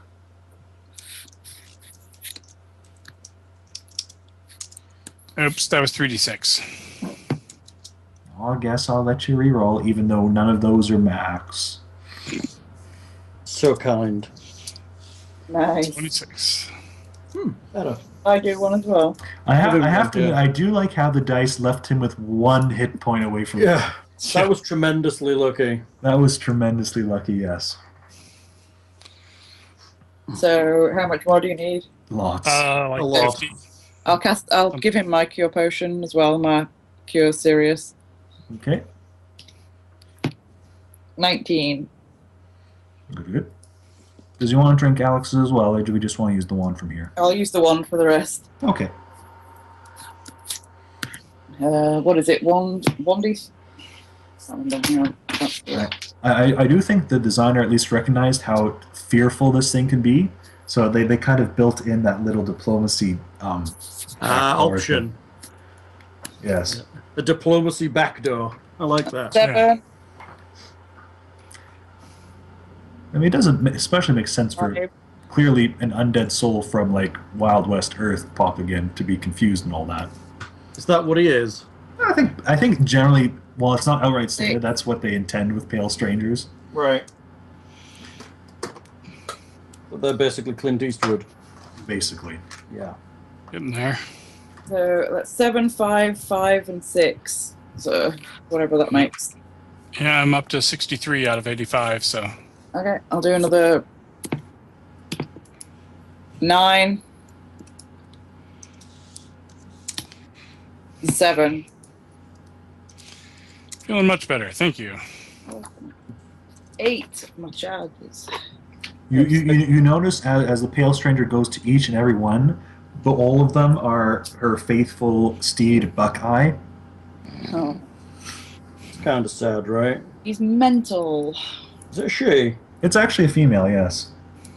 I just have trouble enough doing Western without having to add female into it. And of course you know how wonderful I am doing female voices. Yes, you are. I thought it not polite to comment on your Texan accent. Yeah. I never said Texan, I said Old West. That's Texan. I should hope they are not the same. If I'm actually trying to do Texan, I might do it better. Okay, so yes, if Gorham is feeling happier now, the hole in his head has closed up. Get my helmet back on. With a big hole through it. Yeah. I was like, when I do this, there's no way I'll actually roll a crit when I do this. That must be mean. And then boom. There's no way you're not rolling a crit when you do that. Pretty much. Yeah, you always roll real well for the bad guys. It seems so sometimes. So, as you can see, there's 2 doors. Okay, pick a door, kids. Your choice is yours. If we take the one to the east, we're going to end up wherever those double doors opened up. If we take the one to the south, we're going to end up deeper in the keep. I'm guessing we're going to end up in the big room that the entry. So we really want to go east then, because we know there's a monster in that room. Yeah, there's a monster in every room. I'm just assuming that this is Monster Keep. Well, I appreciate that, but we need to go to a room. Well, do you want? Well, how badly off? We're not too badly off right now. I cast a lot of spells. So have I, but we can't rest here, really. I know. You haven't cast a lot of spells. Well, You cast a few. I cast some of my upper end ones. That's the problem. And, well, I mean, at the same time, if you want to take a moment to prepare more, this might not be a bad moment. Yeah, I'll continue to concentrate on the horses. So I cast the lightning bolt, a volcanic storm. Did I cast baleful polymorph, or am I imagining that? No. That was last. That was before we rested. Okay. You've just cast, like, 2 spells, I think. Okay. The lightning bolt and the volcanic storm, right? Okay. I've cast about 40,000 spells. He has cast a bit more, yes. I'm going to add another lightning bolt. Okay. It's a solid choice. Yes, mistress. I will help you prepare more spells. There's a good little dust method. And I will... I quite like it in here. The hay is very dry and dusty. Another volcanic storm. Another volcanic storm as well? Yeah. Okay, good. The pale stranger once again invites you for a game of poker and coffee. If only she could find where the cards went. And then she goes to brush down again the first Buckeye once more. It's slightly slept, watching a broken record almost. I do have a coffee pot. Well, that's helpful, but I don't think we can do much with that without some coffee.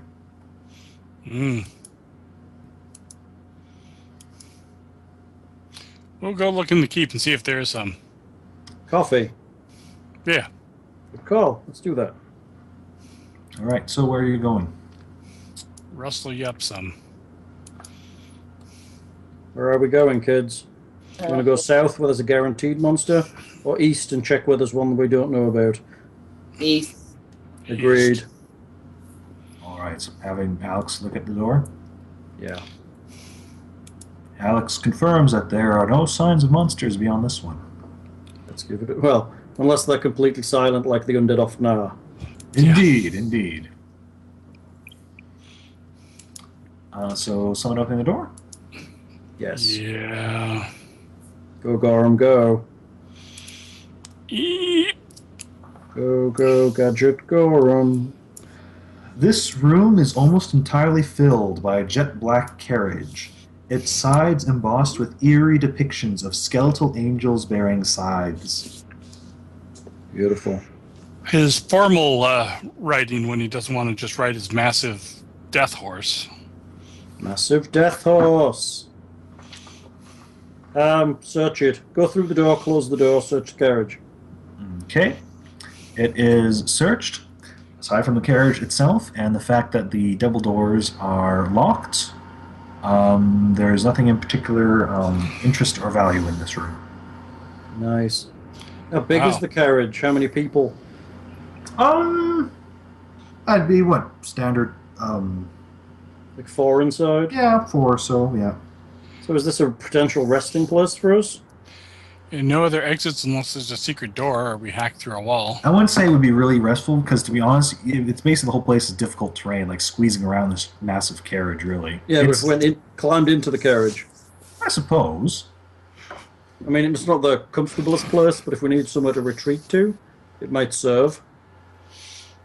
Again, there is a thing. Do you really want to retreat inside this building? No, we don't, but there's got to be options for us, right? Just in case. So to go through doors, we pretty much have to go back through the stables to that door to the south then, unless there's a hidden door here. Yeah, look for doors that are hidden here, Lockhart, just in I case. cannot find any hidden doors. Okay, then I guess we're going back to the south. Is everybody happy for that? No. Don't see a lot of choice. But, yeah. We will do it. Okay, so we're going back through that southern door. We're ready for a fight. We know there's a flying thing up on a ledge. Stealthy fashion. Yeah, Now, right. if we could convince the gunfighter to fight on our side, I think that might be difficult, especially... you know, to heal the wounds of all that misunderstanding we had. Sure. Let's just get out of here. I don't think undead feel guilt. All right.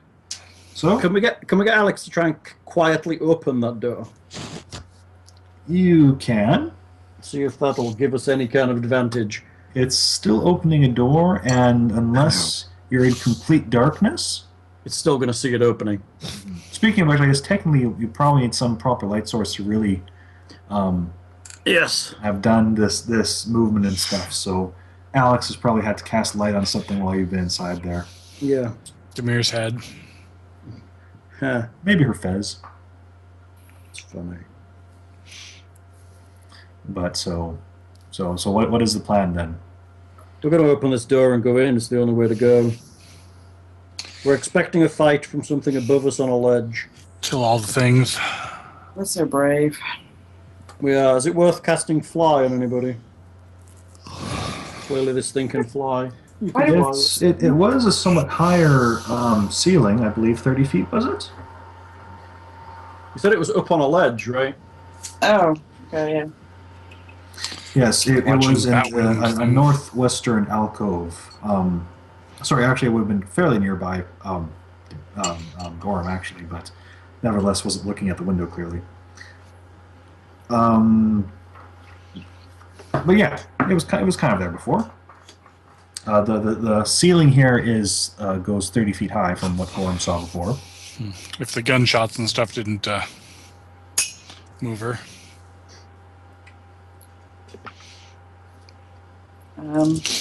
Who would I cast fly on? Gorham. So I'm thinking, do you have fly? Or do you just have the hex? I just have the hex. It's only on you then. Yeah. Okay, be aware that you might detect the sky at some point if this thing gets crappy. Cool. Let's do this thing. Gorham, is this... Let's get in here. All right. You open it up. You have the lights peering into the room. You all can... I suppose I should make you allow it to see it. Okay. Yeah, that'd be good for I think. So, let's see here. This is a somewhat tricky thing to do. So we got that for sure. All these curves gave me trouble doing stuff. Little alcoves and stuff. Was that where those suits of armor were? That. Yes, those alcoves. Can you see the bottom one there? Just the top of it. Yeah. As long as you know where it is, it's a pretty small one. The big revealing. And of course, wow, wouldn't it be a reveal without some diagonals there? Oh. No, that's not what I want to do. There. Lots of exits. So, it is eerily quiet and dark as you enter through.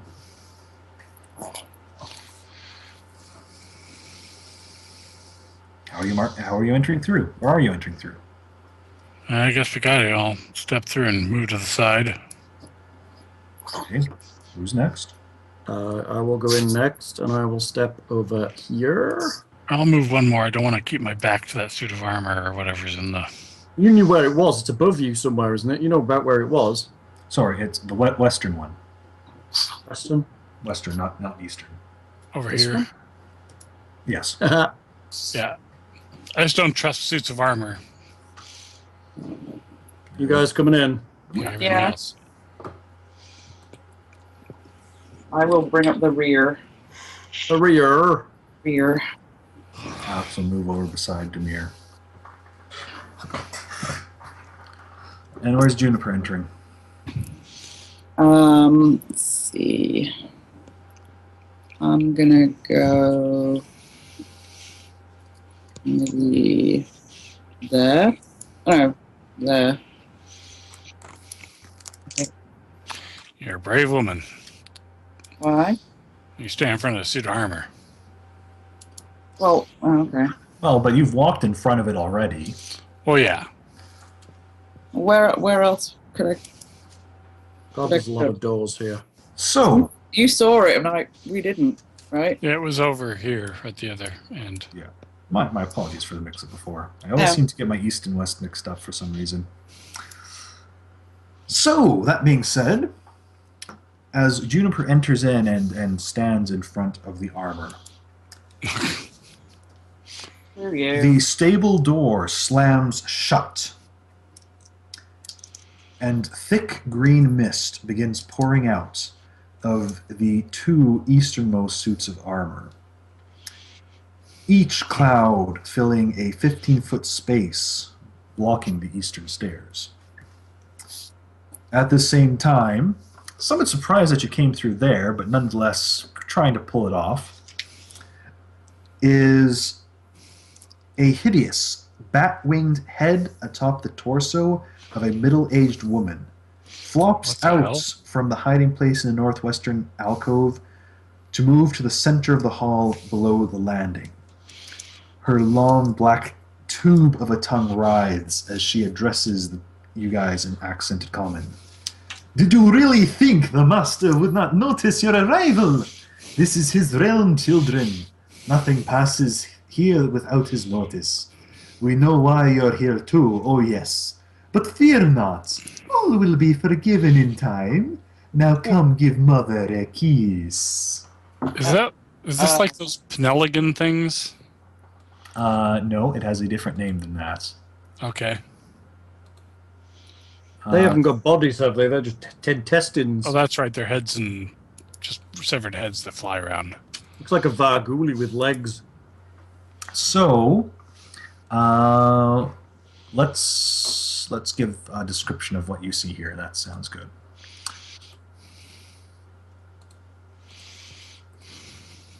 And let's hope this somehow remains safe for YouTube. What? Yes. Manamanagal.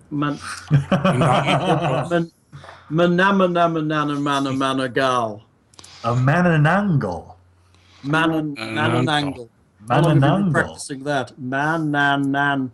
Mananangle. Mananangle. Mananangle. Okay.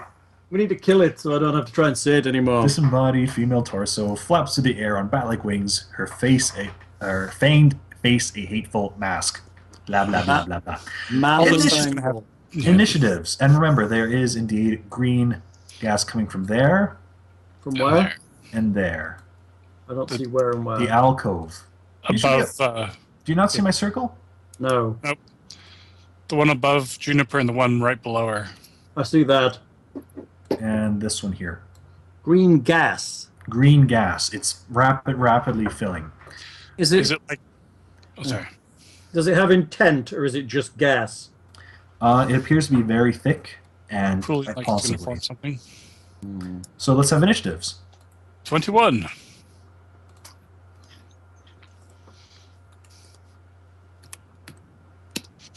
$18. Oh! Initiative. Wow, 31. Nice. Good work, little dude. The Mananangle.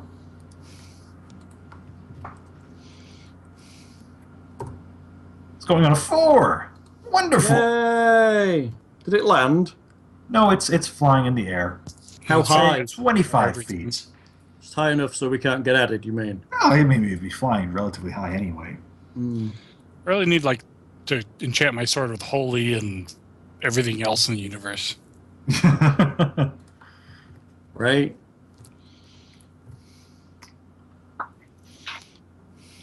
Fog is going on a 2. So Juniper, you get to be the fast person on the go here. Kick its ass. We can have knowledge religion if you want to know more about the Mananangle. Can I roll that now? Yeah. Yes, I believe that's appropriate. Oh. I think I need to bang more in my knowledge religion. 14. You, my power. you do not even know what this is.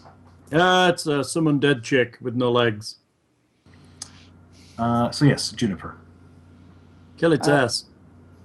Can I hex fly onto myself? Oh. You certainly can. You're going up after it?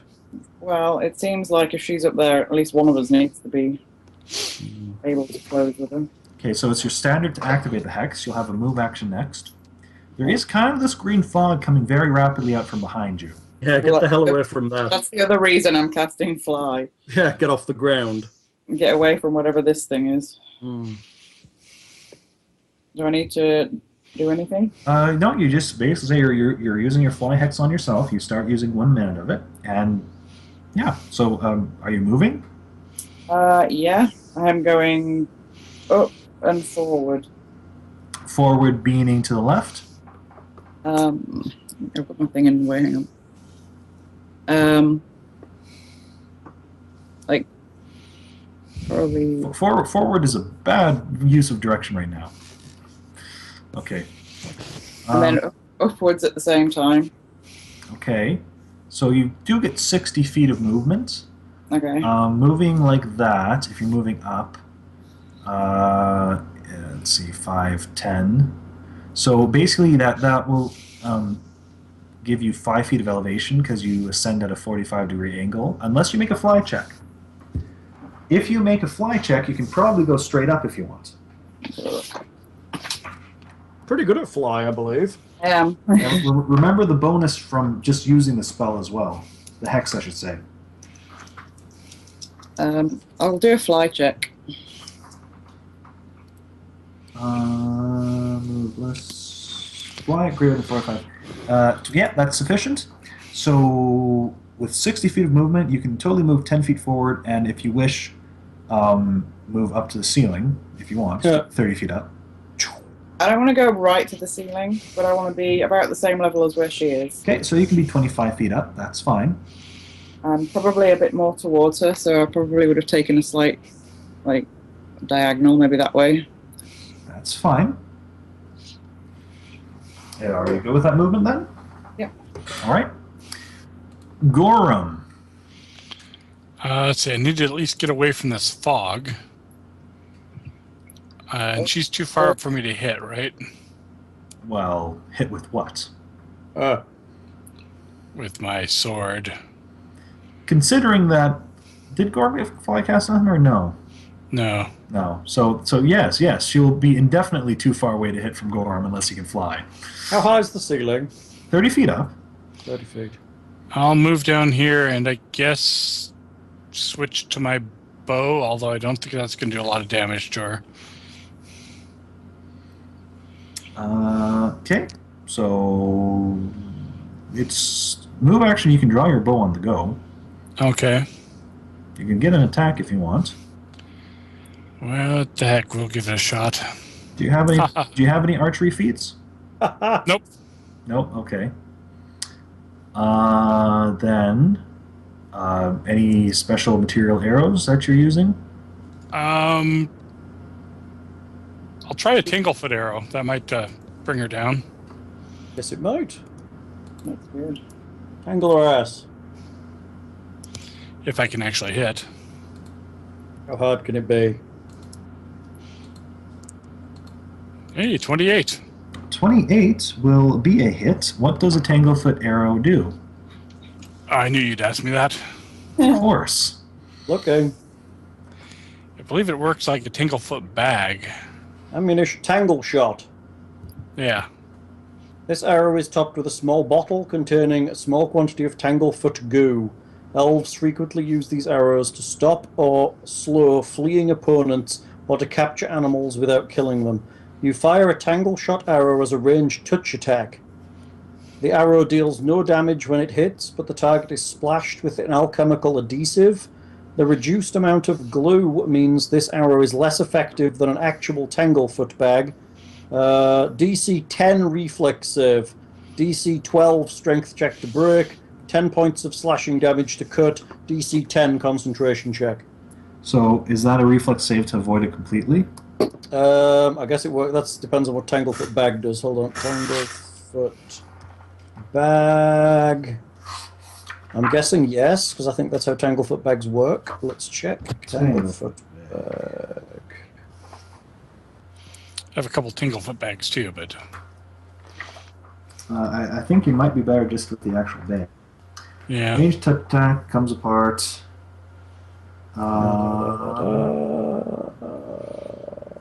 The entangled creature takes blah blah blah. Oh no, she still takes a -2 to attack rolls and -4 to dex, but must make the DC reflex save or be glued to the floor, unable to move. So, well, no, in this case she's flying, so she must make the reflex save. Yeah, or fall to the ground. Yeah. So it's not bad, but a DC 10 save is a very easy. Avoided. Yeah. Unless she rolls a 1. Yes. Can you fail this? Maybe. No. 1 is an automatic fail, so yes. So let's see. So she's taking -2 penalty on attack rolls and -4 dexterity. No, nothing against movement as far as I can tell, though. No. All right. Still, -2 attacks, -4 dexterity is not a bad thing, actually. Still good. It's good. Good move. Demir. Crap. 1, 2. I was going to say I was going to stand under Juniper, but just to make things easy, I'll stand. Actually, I don't. The fog is spreading very far. How far? Remember how it said something about blocking the stairs? Like over where I was. So it's going to overlap 15 feet each way at least to block off the whole way. I'm moving. It is both the benefit and unbenefit of having the higher initiative. I can't tell you exactly where they're planning to go. Where they are planning to go. I like that. I cast Flame Strike on the mang-a-lang-a-lang-a-lang-a-lang-a-lang. Okay.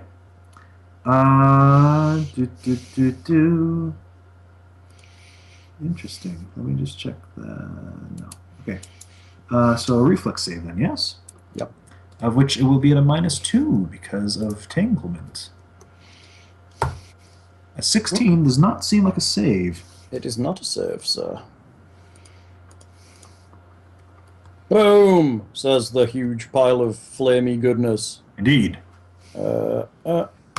41 damage. Nice. Okay. Hayden Kalian really doesn't like you. There is a accented shriek as much of her is on fire. And then it's gone. It's filled with holy goodness too, remember? I know. Nothing special as far as I can tell, aside from No, really it doesn't not liking it. I don't think it does special stuff. It's a shame it doesn't, but still good. Alex. Poor Alex. Did I buy her any special ammo? I don't think I did. You're so stingy. I think I just forgot it. Yeah. Oh dear. So I suppose she's... Well, let's see. 5, 10, 15, 20, 25, 30. Go behind Gorham. Pulling out the Wand of Magic Missile. And we'll do an attempt to use it. So this is actually 14 with heroism. Yay! It's used. More little nice happy bolts of energy shooting out to pelt the horrible winged monstrosity. Cool. For 9 points. The Mananangles Manananangle. is going to delay. Delay. Yes. Delay. It knows what that fog is. Waiting for the fog to make its move. Okay.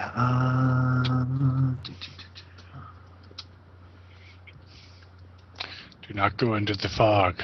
No, do not go out into the fog. Yeah. Oh, Jesus Christ. The hell So of the fog completely comes out. Let's see here. It's, vampiric fog. No, Undead. no, not vampiric fog.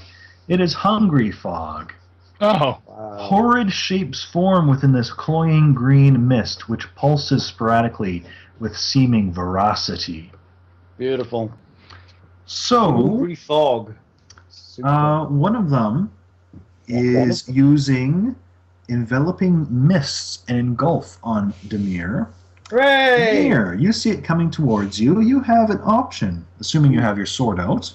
Yes. Where Gust is of this? wind, Where is gust this? of Where is wind. this? Gust of wind. So many wind wall. Yeah. The familiar's got that. You can Yeah. either make an attack of opportunity, or you can make a reflex save to step out of the way. Okay. Using my not so wise wisdom, but thinking, how good is my sword going to be against the fog? What? Let's see here. Alex's very quick knowledge dungeoneering check. Oh, she gets very well. She'll be able to shell out that it's an ooze. It will be thick enough to cut, but it has stuffs. It does have stuff still. Do I want it anywhere near me? No. Bad I'll touch. Bad I'll touch. take the reflex save. Nothing in this keep we're going to want near us. She Do I get will my also heroism? generally say immune, acid, electricity. Jeez. I'll attempt the reflex save. Do I have heroism, and does it help? Yes, it gives +2 to saves. Then this is at +2. 25. Sufficient. You can take a step back. Thank you, chuff for that. The other one goes underneath Juniper, and then a tendril reaches out far above to strike at her. Oh! Holy crap. indicating that these things have at least 10-foot reach. At least. Wow. But a 12 does not touch Juniper, who is quite nimble. Good work, Juniper. You better believe it, bitches. Man on an angle. Angle. The Mananangle. Man on an angle. Man angle. Oops, I skipped that. Whatever. You guys know it's your turn. So, shrieking, she flies down. Let's see here. Yeah, she'll pretty much be able. Flies down, strikes at Demir with a claw, or attempts to. Passes above the hungry fogs, which both reach out a tendril to automatically try and hit her. Wow. And will basically she's provoking from them. Yes. Although, being undead, she's probably not going to be hurt by them as bad as us, probably. Or... Wow. So on Demir, a 28 will hit you, I believe. Maybe. I think so. Does heroism increase my armor class? No. Oh, then yes, you do hit me. Only 5 points of damage. Good. What kind of horrid effect does it have? No horrid effect. Really? Just ages you 30 years, you know. Yeah. Oh. So one makes an attack of opportunity against her. Touch. Nope. Misses. Come on.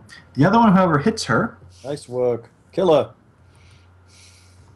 And as it touches her, the energy seems to restore the burned portions of her body.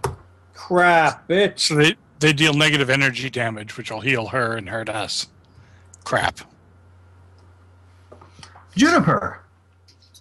Christ. These fogs beneath you are reaching up to try and touch you. Get the hell out of the way.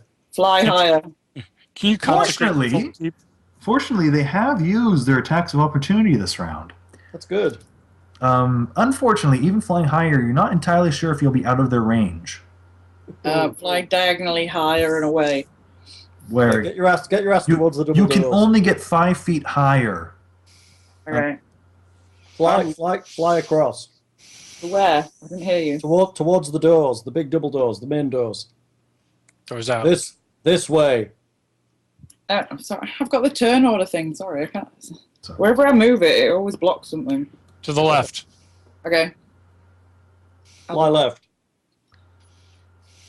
I can get. I can pretty get like quite far, right? Probably. You got 60-foot Yeah. movement, I think. Yeah, you can get quite far, yes.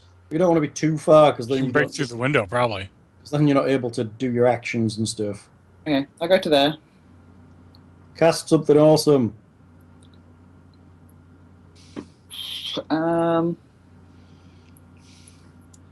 Volcanic storm again Yeah, that's certainly a possibility. on her. It'll catch them all if you place it right. Put it Yeah. about there, it'll get them all. How high was it? 40 feet. I Then, think it's the same height as Flame Strike. It'll fill the room. I don't have it in front of me. I think it's 40 feet. I'm about to sneeze. oh dear. Choo! Okay, let me just draw this. What was it? Alt? Range is 400 feet plus 40 foot level, so like 800 20-foot feet. radius, 40 foot high. Yeah, 20 foot, 40 foot. It's getting everybody. Well, you still got the circle. I was going to say. May the circle be unbroken. I can't move the circle. Sorry. That's okay. Pretty much on this level, yeah, so that it get. Just move it a bit more. Perfect. A little lost, Demir. Plus of me, please. That's it. We'll just burn down the keep and pick the shard out of the bottom of the wreckage. That'll work. So, do you actually want it to be closer, or is this sufficient? I would like her to be more towards the middle, so if you push it over towards, The doors. yeah. So just so that it catches her more, and she So 5 takes a feet lot more of to the the right. Okay. But keep in mind, it won't actually be extending beyond any of these walls. Yeah. Yeah, that's good. I know. So, yeah, all right. Just roll your damage, because they don't get any saves against this stuff. Oh, damages again. 5d6. Yep. Ooh, I'm not in the right thing. Hang on. 3d6 bludgeon, 2d6 fire. I only get a -4 to perception checks when they're inside of it. So is it 3d6 bludgeoning and 2d6? Yeah. So shall we say the first 3 are the bludgeoning? Okay. Okay. The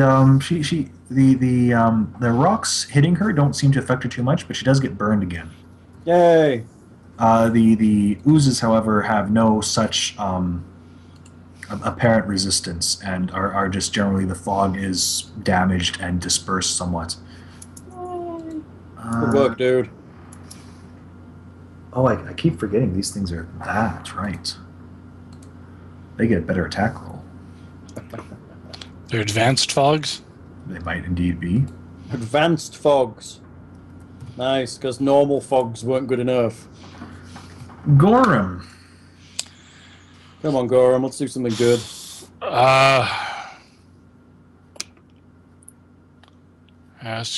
I guess I'll just serve my purpose, walk up to the fog, and hack it. Okay. Where were you before? I'll surf I my... was on- Never mind. They've taken their attack of opportunity already. Go ahead. And I will single strike Hassan Chop. Ooh. That will hit, as though you really need to ask with fogs. Oozes, Are I they should say. vulnerable to criticals? No. They're not vulnerable to criticals. All right. It honestly really is lucky that you can hit them with weapons. 'Cause, Are they invulnerable to acid? they are. That was mentioned earlier. Okay, so there's no point in even rolling to critical then. No. Well, except for the enhanced weapon damage, but yeah. Hmm. If Well- they're vulnerable to criticals. Yeah. So Vital Strike and regular damage. 36. What? Not bad at all. Was the top one there? What? The top one, of course. All I see is Yeah. 2d4 plus The top 20 one. plus 2d4. Oh, Costs. sorry. Yeah. That's That just didn't work at all. That's just a hit. Actually, why do you have another 2d4 at the end there? That doesn't. Because Vital Strike. Oh, yes. Sorry, I was trying to edit the thing on the fly to drop the acid damage and stuff. Ah, yes. Apparently I took out the /R. 30? Okay. That's no acid in there? Yeah. Oh, yeah. Okay. All right. Not a bad hit. A big chunk of it is left off and just kind of oozes onto the ground and slides and dissipates into the rest of the air. Which is kind of really weird and bizarre to see. Demir. Crap. Alright, back the hell up. Who do we want? Who do we want in this fight the least? I.e., where should I land my next flame strike? These fogs are going to do negative energy damage, which will be ugly, but she's going to fly through them and heal them all the time, so if we chop them down, then she'll last shorter. Okay, I land a flame strike between the fogs.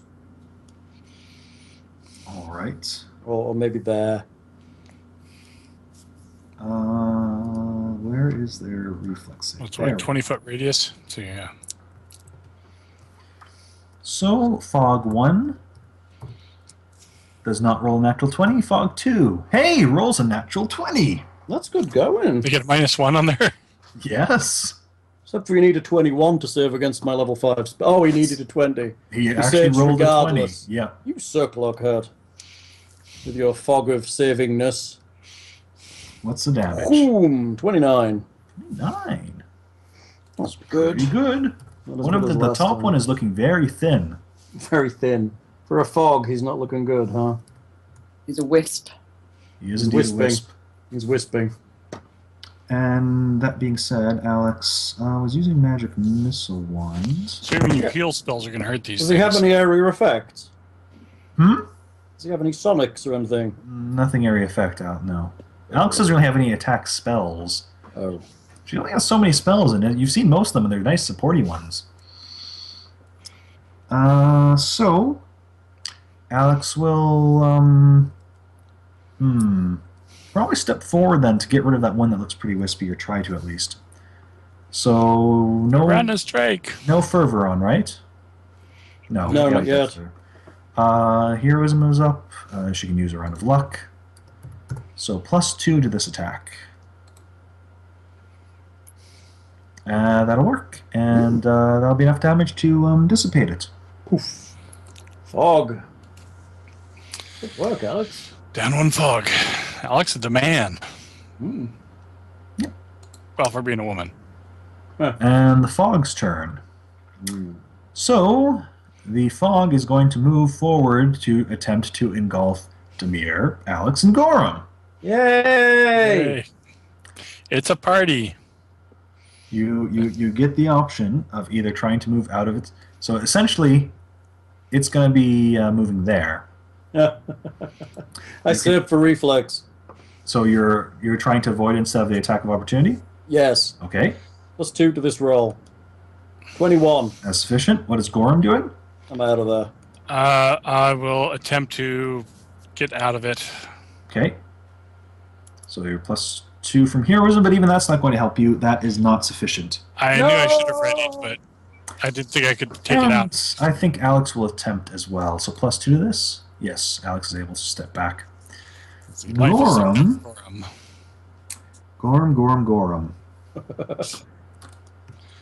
Was it Fireball of Unlife? It's actually not as much as if it had just reached out to touch you. Well, that's good. But I mean, that's kind of the thing where it attempts to do more people and stuff. But in any event, 12 points of negative energy damage.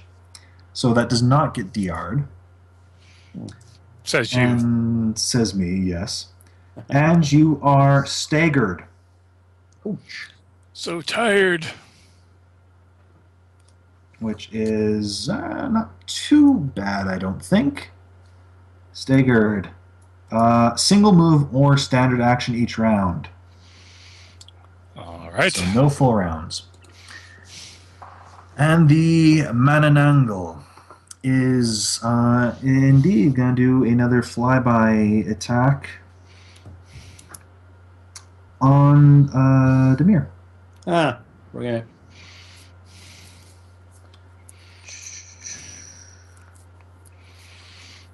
Yep. That's when you need that wall of fire. I can do it So again, it's going to provoke flying by, and it's going to end up roughly near the top somewhere over here when she's done. Well, I get to hit it when it flies by. Nope, flyby attack. Okay. I got you. It's feats and stuff. But it wants the stupid fog to hit it, I'm betting. So how does it provoke from the fog if I can't provoke it? It's like spring attack. It doesn't provoke from its target, but anything else. Okay, anybody around it. So it provokes from Alex then, because it's flying through him. Why would it be flying through Alex? To her. Oh, excuse me. It can completely avoid Alex. Really? 5 foot space between you and Alex. Not to mention it's flying and stuff too. Yeah, but it's got to come low enough to hit me, right? Yeah, but you're like 10 feet away from. You're over there. You're further down the glide path. Alex is nowhere threatening your space. If Alex is threatening your space, yes, but she's not. Oh, it's my space that needs to be threatened. Pretty much. Or at And least face close enough That's a long to threaten glide. space. She's pretty low when she's passing Alex. She doesn't have to pass Alex. She can have 5 feet of distance from Alex. Okay. So, Demir, your name has 2 eyes on the turn order and 1 eye on your icon in your... In any event... It seems to have 1 eye on my character sheet. Yeah. In any event, I don't believe that will hit you. No. Will the fog hit her? No. No. Yes. Oh. She moves by again and gets more healing. Not much healing. Only 16 points. That's pretty wimpy, hungry fog. Come on, Juniper, time to do something awesome with someone. Yes. It's attack time. Is that fire stuff still there? I can't move it. It's not really fire, but the whole rumbly, rocky areas there, yes. We're making a big mess. But you're also flying, so it's not an issue for you. Can I cast lightning bolt on her? You certainly can. Boom. That'll take some of that healing down. Is that what you're going to do? Yeah. I might move a couple of squares towards her, away from the fog. We should figure out how long that Tanglefoot thing lasted. Oh, 7 rounds. She'll probably be dead before it ends. She'll probably be dead before it ends. We hope. So you're where actually? So you're staying there, or is Juniper flying first? I'm gonna fly first. Okay. Like here. Okay, so you're quite close when you're casting this. I want away from the fog. That's fair. Okay, so cast a spell. She makes a reflex save, right? Yes, I think so. No, she does not save against lightning bolts. Yay! Roll damage. Woo! Do it, kill her. Big numbers. Hang on. Can't find it. Okay, lightning bolt. 10d6. Okay, so this is going to be awful. Oh no, it's 110d6. That would have been better. Yes. That would have been better, but I don't think that would have been appropriate. 110d6. It would have been cooler. 29. That's good. Very nice. She takes the full brunt of it. Another shriek. Hey, shriek. She might have to pay attention to you now. Go Gorham. You on, are Gorham. staggered and inside the fog. What does stagger I will- do? Move or standard? Oh, I will chop at the fog with Vital Strike, single attack. Okay. It will hit. good work, Gorham. Honestly, again, ooze. Just don't roll a 1. Yeah, 26 points. nice. Good amounts. Good solid amounts. It's getting a bit thin. It's getting a bit thin. Demir. God damn it.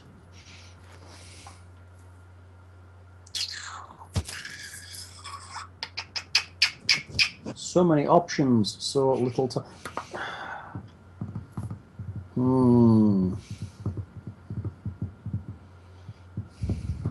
God damn. What can I do? It's up to you. What can you do? We could do many things, but I don't know, maybe I cast Fog Cloud and they can have like a mating ritual with this hungry fog. You return, your whole fog cloud has been turned into a giant hungry fog. Sounds good to me, as long as that's still my Fog Cloud. I guess I'll attack the hungry fog. Okay. Is it a power attack kind of deal, do we think? I think Yeah. it might be. It's kind of like hitting the broadside of the barn.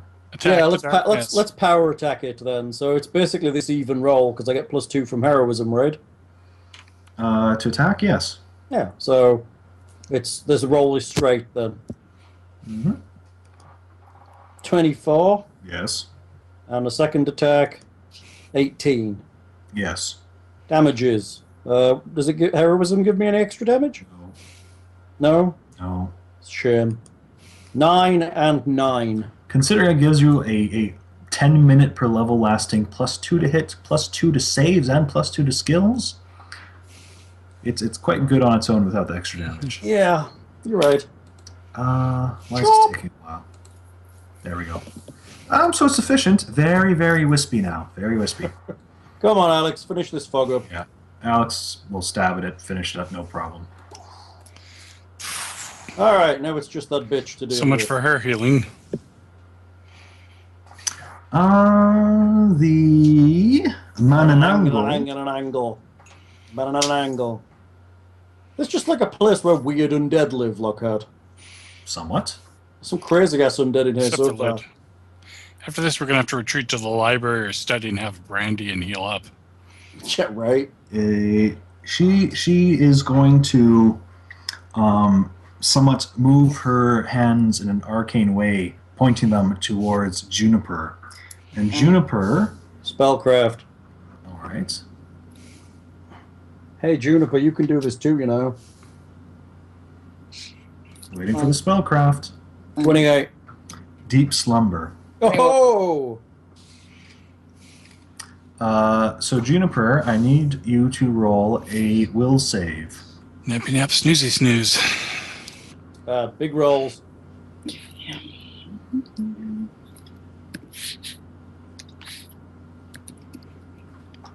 24. It's good. I feel a bit drowsy, but you shake it off. She's trying to use your tactics against you. Yeah. Drive her to the ground. Kick her ass, Chop her Juniper. wings off. Juniper's turn. I cast.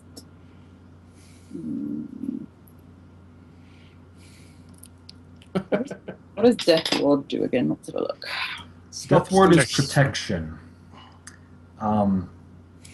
It might possibly have protected from that con damage from the worms. Maybe. I'd have to have looked it up again. I'm still It's learning. pretty powerful. It is a good spell. Yeah, although I think they're just like If you guys plan on continuing forward in this area, it might be worth a casting. Just saying. Yeah.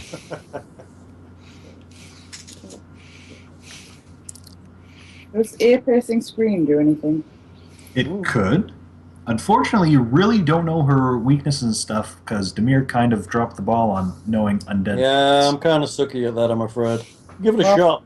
I'll cast it anyway. All right. What save is it? What? Is it a fort, reflex, or will save? Fortitude. Sorry, I got spoken over again. Okay. Sorry, bro. You all right? She, Oh, very she nice. fails, so she'll take damage. And is there a stunning effect? She's probably immune to the stunning effect. Doesn't seem to be. You unleash a powerful scream, inaudible to all but the single target. Target is dazed for 1 round. Takes 5d6 damage. Nice. Okay. Dazed means she misses her turn, right? I think it's Except like their that. sleep stun, any effect that requires a fortitude save. That's 25 damage. So I think she still gets damage though. That's big damage.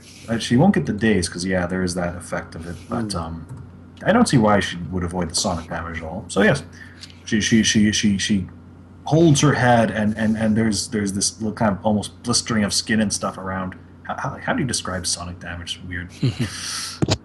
From the intense sound of it all. Burst blood vessels. And Gorham's turn. What you got, Gorham? Can't believe she's still going. She got a lot of healing throughout all this. I can switch back to the bow since she's flying and just plug her with regular arrows. Up to you. Yeah, I guess I'll try that since I don't think she's going to swing close to my falchion.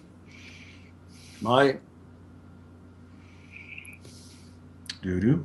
What are we looking for? 23 to hit with an arrow. That will indeed hit.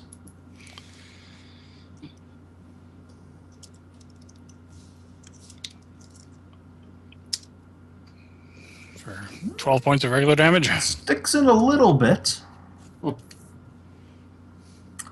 Demir. How damaged is she? Fairly damaged. That's a great assessment. A lot of wounds all over her. Fairly down. The only thing I've got left is 1 flame strike, which seems a little overkillish. I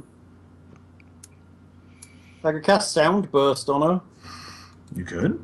but that'll just do very minor damage, and she's probably immune to the stun. If she's undead, she would be.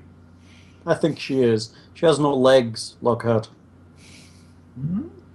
That doesn't mean she's not living in some creature. Doesn't she have her insides hanging out? Maybe a little bit. That's kind of undeadish looking, right? Maybe. Plus, she's here. Yeah, plus she's in this goddamn building. So, it's the last flame strike or not? What do we think? Do it. I flame strike her. Okay. Boom. 18. Not good enough. Lots of damage. Oh, well, hoping so. 40. Hindsight, you probably could have gone for the sound blast and a magic missile from Alex. Oh, that's okay. But in any event, there's very little left as it falls burning to the ground. Search her, and then do you think the gunslinger will help let us sleep in the stables with the horses? He might. The horses aren't there anymore. Oh crap. It's true. Well, I'm sure we can search for the wrestlers after we heal up. Assuming she on the couple of rounds until you convince her she doesn't crit and kill someone. True. Well, we can search out the library or study wherever they keep the brandy. Heal up there. So, there doesn't appear to be anything on her bodies. Any other search attempts or whatnot? Check the armor. It seems to be very good armor. All made in black. Barely used. Isn't it only half though? Alex. No. There's the four suits of armor in the alcoves. Oh, okay. Can you guys Alex will beam your pop magic over around? and detect magic, and ooh, it's magical. Oh, Magical. that one's magical too. Oh, they're all magical. No Do we want shit. to identify the magical armor? 4 suits of magic plate mail? Is someone spellcrafting? Yeah. I'll do that. Juniper and I will take a shot at it. They all appear to be very evenly auraed. 22. I think that will be sufficient. 29. Demir will identify 1 plus 1 full plate. Juniper will identify 1 plus 1 full plate.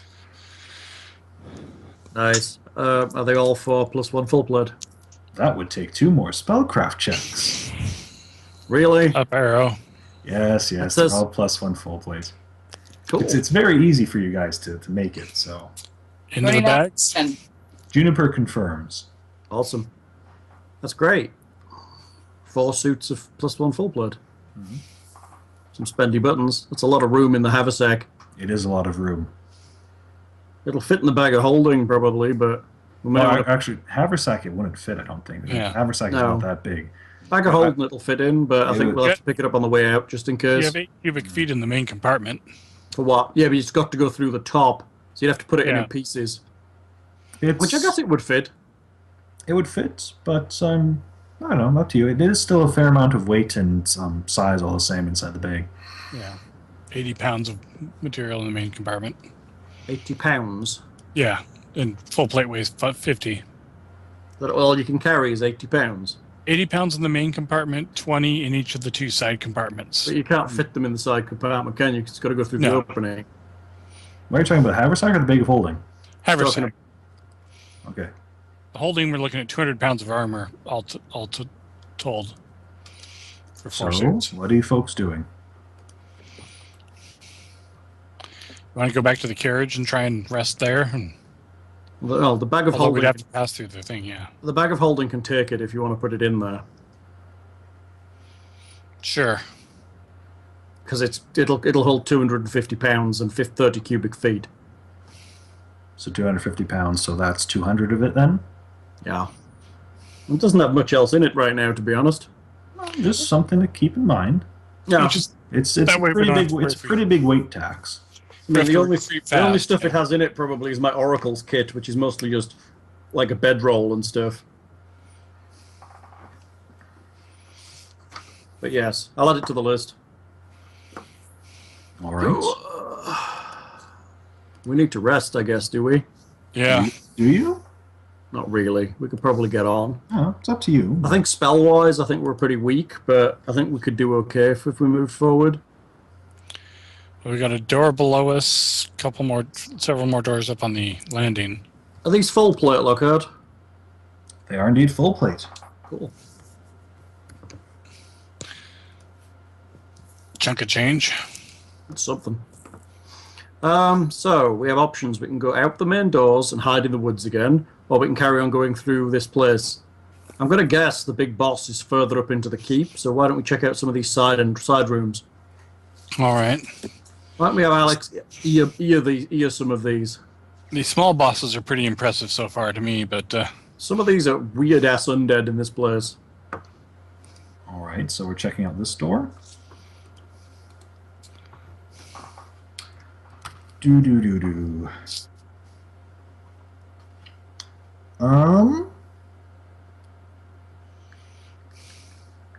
So, Alex will say that there's a bit of a smell to the room.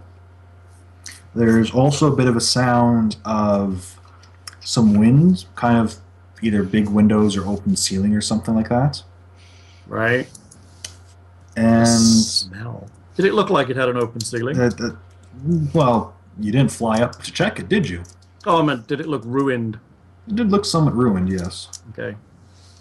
I think if you check in the far bottom right corner of the map, Mm-hmm. you'll see a side view of the building. Oh yeah, with the tower broken off.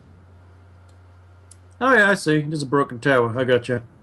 So Yeah, this is a broken tower. So somewhat of a bad stench, and she can hear distant movement, but nowhere near really close. What's the chance this is a tower full of things that fly that are going to annoy the crap out of us? 98%. I think 98% as well. And of course, after a few rounds, I think the rubble of the thing disappears. The volcanic storm. Yeah, it does. It disappears, leaving behind nothing but the damage it caused. Probably check the door. You scratched the mahogany hardwood flooring.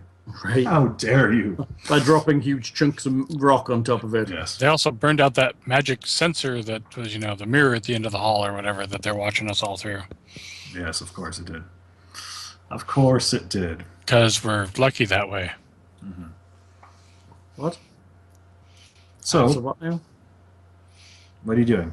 He was being facetious. Oh. Do you want to check the other doors, just in case?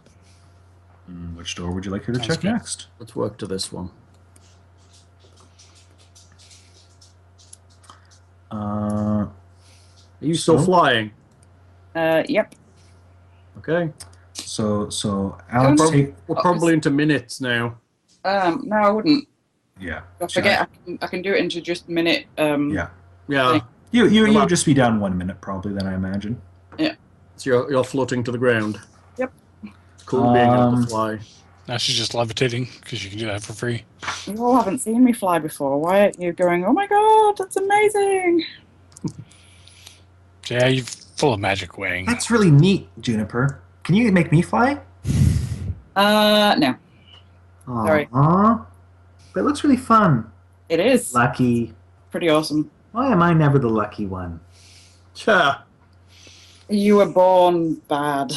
I love his name. Like you were born under a poor sign. It's just you were born bad. You're just bad. I lost my ability to say words. Your parents made poor choices. Sure, right. Your birthright is poor.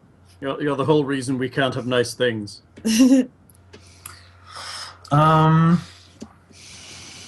So Alex kind of peers at the door and quickly kind of stiffens up and moves back a bit to kind of whisper to Demir, I think there was someone in there and they just jumped back when I approached the door. Oh, I guess we're going this way. Gorham, get down here. We're going through here. Okay. Let's go. All right. I think we've alerted someone. We need to deal with it. Okay. So, shall we just have initiatives before we enter the room to make it all nice and neat? Sure. Yes, that's fine. 13. I'm rolling badly considering I rolled twice. Lockhart likes tidy. Only took a small amount of damage at least. 9. Ooh. 17. Not very high numbers. No. So, let's see here.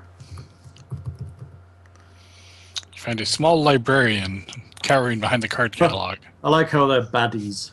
It's a good one, Lockhart. Baddies. Baddies. Baddies.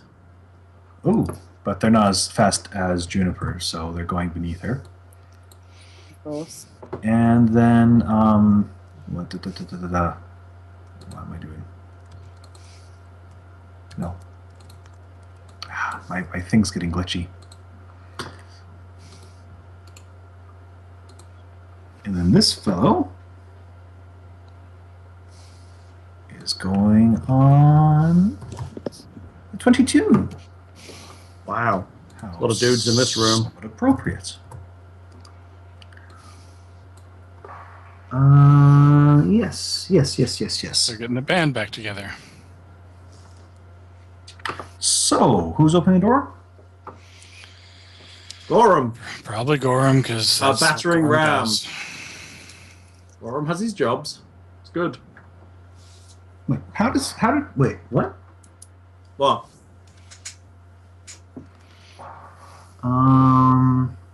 There we go. That's how he does it. Okay.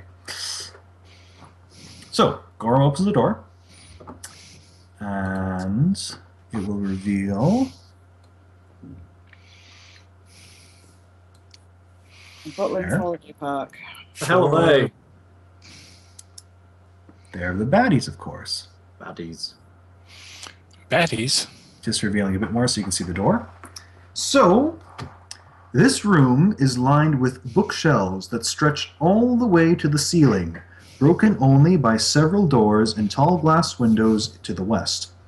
In the center of the room, leaned up against an immaculate armchair, are a woman's clothed legs, her body apparently severed at the waist and its entrails scooped out. Yeah, they're half of them, and go. The dress appears to have been lifted up and the undergarment somewhat tampered with at some point. Ew! Inside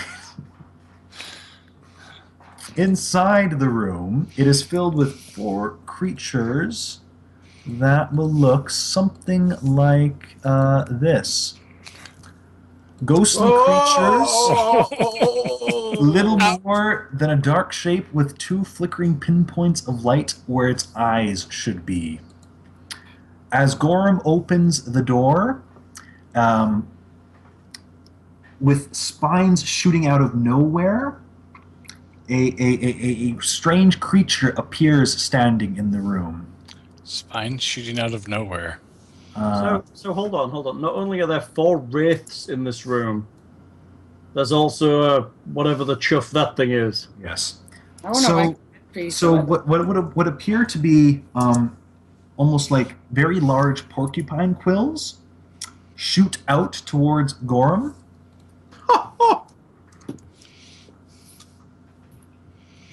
What the? Oh, a 16's not going to hit. Oh, a 29 will. Yeah. And of course... I know what this is. After the attack, he does indeed appear.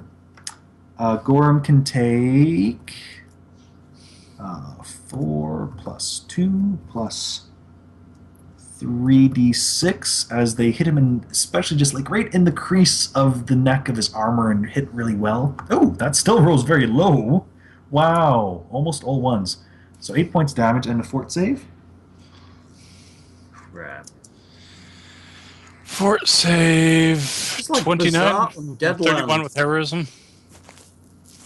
Wow. Okay, there's a slight stinging, but you ignore it. And the creature looks something like this. He's a porcupine man. Emerging I know what he is. An emaciated man and a porcupine, this sinister creature smells of death and decay. I know what he is. This is like This is like the keep of weird undead Lockhart. He cackles somewhat and says, "Protect the Black Keep!" and points towards you folks. Demir, daylight now! Right, I can't cast daylight. They don't know that! Right. Let's see. So there can be a knowledge religion check for the shadowy creatures, I think. The ones that were labeled Wraith on the picture? The baddies. 18. Oh, that's probably enough to actually know somewhat what they are. Holy crap. They're wraiths. They are undead. They're really bad. They are incorporeal. They really suck. There's 4 of them. We're going to be trained like crazy. It's going to suck so hard. You know, I've got nothing left to hit them with, right? I'm out of level 5 spells too. We're going to be seriously fucked here. You do not want them touching you. They will drain your life energy and experiences and whatnot. Yeah, it's going to suck, kids. Hearthstone. Hearthstone. Nice one. Lens, do you have Death Ward? I have Death Ward, yes. You may want to cast that on your ass before these things get anywhere near you. Okay. I did mention it. And all the Oh, other you did. asses possible. What is this creature? What is it? Can I cast it now? There's also a knowledge nature to figure out what the other creature is, if you wish to know. Okay. I know what it is, but I'm not telling you. 27 knowledge nature. Okay, you know quite what this is. This is a puckwudgie. Yes, it are is. Monstrous humanoids, shape changers. So bizarre. They have a number of magical abilities, an immunity to poison, as well as a poison of their own that, if it kills you, brings you back as an undead. Ooh. They are also particularly good at hitting nasty vital areas when a foe is distracted. It's not normally wraiths, though, is it, for puckwudgies? Any undead they can control, Wow. or attempt to at least. Wow. They're good, then. Juniper. I cast Death Ward. Okay, Yeah. cast Death Ward. You feel much, much safer. Yeah. The rest of us are about to get ass ripped. Baddies. I bend over. Do I have time to add lubricant, Lockhart? No. Oh. Since he's a kind and generous GM. Just some effort dust. I like that Lockhart impression. It was good. It was pretty good, right? It was very good. I liked it. One there. Can we even hit these things? Yes. You have Are we going to magical get chance weapons. to try? Oh, Actually, incorporeal, you hit them, you just do half damage. Unless you have a ghost touch weapon. So, for now, I'm going to be a nice GM. Only send 2 after Gorum. Can't they just fly through the wall into the other room and flank us? Yes, they certainly can. Okay, I just thought so. I thought as much. They're having an off day, right? Having a something day. They're not particularly happy at their lot in life. Oh, it must be terrible. Hanging around with Mr. Puckwudgie. He must be such a great pile of company. This is probably going to have to be my last encounter of the evening. Well, yeah, it's almost midnight here, too. Yeah. So, Don't worry, thing. It won't take long for him to kill us all. an incorporeal touch attack against Gorum. 23 will hit. Looks like such Yeah. And the other one. Oh, dear goodness. Why bother even rolling? It's These just things are horrible. It's a touch. They are 4 wraiths and like an undead creating machine. How evil is this room? And Oh, the other touch will also hit. Is this actually the library? That looks like bookshelves with little It is a library. Did I mention library? Yeah, Okay. floor to ceiling books. Yeah. And, Yeah. and the woman's torso, or the woman's legs. So, the energy damage is 3 points. Yay. The con drain. Shit. So energy damage is what? Levels? So actually, make me 2 fortitude saves. Yeah. No, it's just damage. It's Okay. negative energy damage. 22 and 23. Okay, you do not take any con drain. Very good. Hey! Maybe I shouldn't be too nice, but I left it as it is. What you mean that you didn't advance them? Yes. So I took, what, 3 points of damage? You took 3 points of damage. And Alex is going to ready an attack if one approaches her for now, I guess. He's going to look up. There's not really much she can do, really, unless she tries to push past Gorum. He's kind of in the back right now. Actually, Right day. let's see, how many... She has Cure Spells left. Maybe she'll... She might just do that. She will, cast and hold a Cure Serious Wounds in her hand. That sounds good. Just in case they come a touching. Demir. So there is one in front of Gorum that you can kind of hit, maybe. And I'm waiting for this arm to come through the wall and try and rip my face off. You can't really see that one at all, so sure, you can wait, maybe. Does protection from evil do anything against these things? It would give you AC bonuses. So no, not really, is what you're trying to tell me. AC bonus is AC bonus. Yeah, you're right. But yeah, but it's touch attack, so they're going to hit us on most attacks anyway. The protection from... that's why I say this will be AC bonus that will protect. What is it, though? It's like +1? Technically, as much as I said it, Mage Armor is actually quite good now because it will work against incorporeal... Yeah, right. It's a force attack. It's a force thing, right? Now he tells me.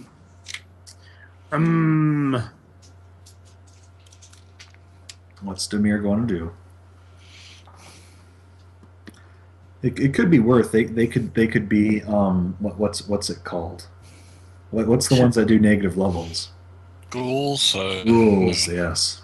Is it ghouls? Ghasts. And they paralyze. Yeah. Or ghasts, yes. So terrible. Crap. I blame you, Lockhart.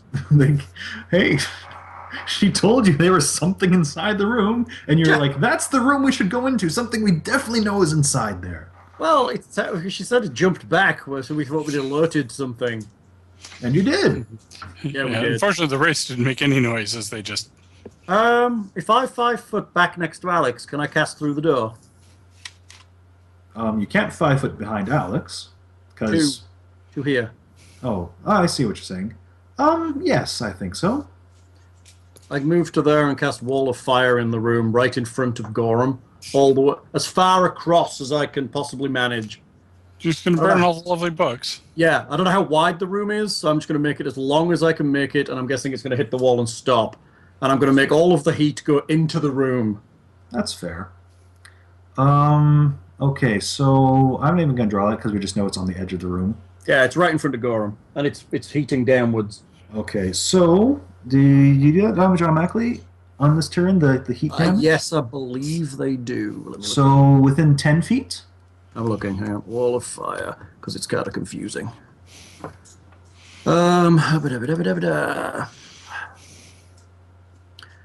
So, any creature in the wall, so anything on the squares that bring it up in, is affected as if it's passed through it. So it's going to take 2d6 plus 10. Anything within... Again, though, I don't think it's a 5 foot wall. It's just a sheet of fire, isn't it? Yeah, but if it's against the...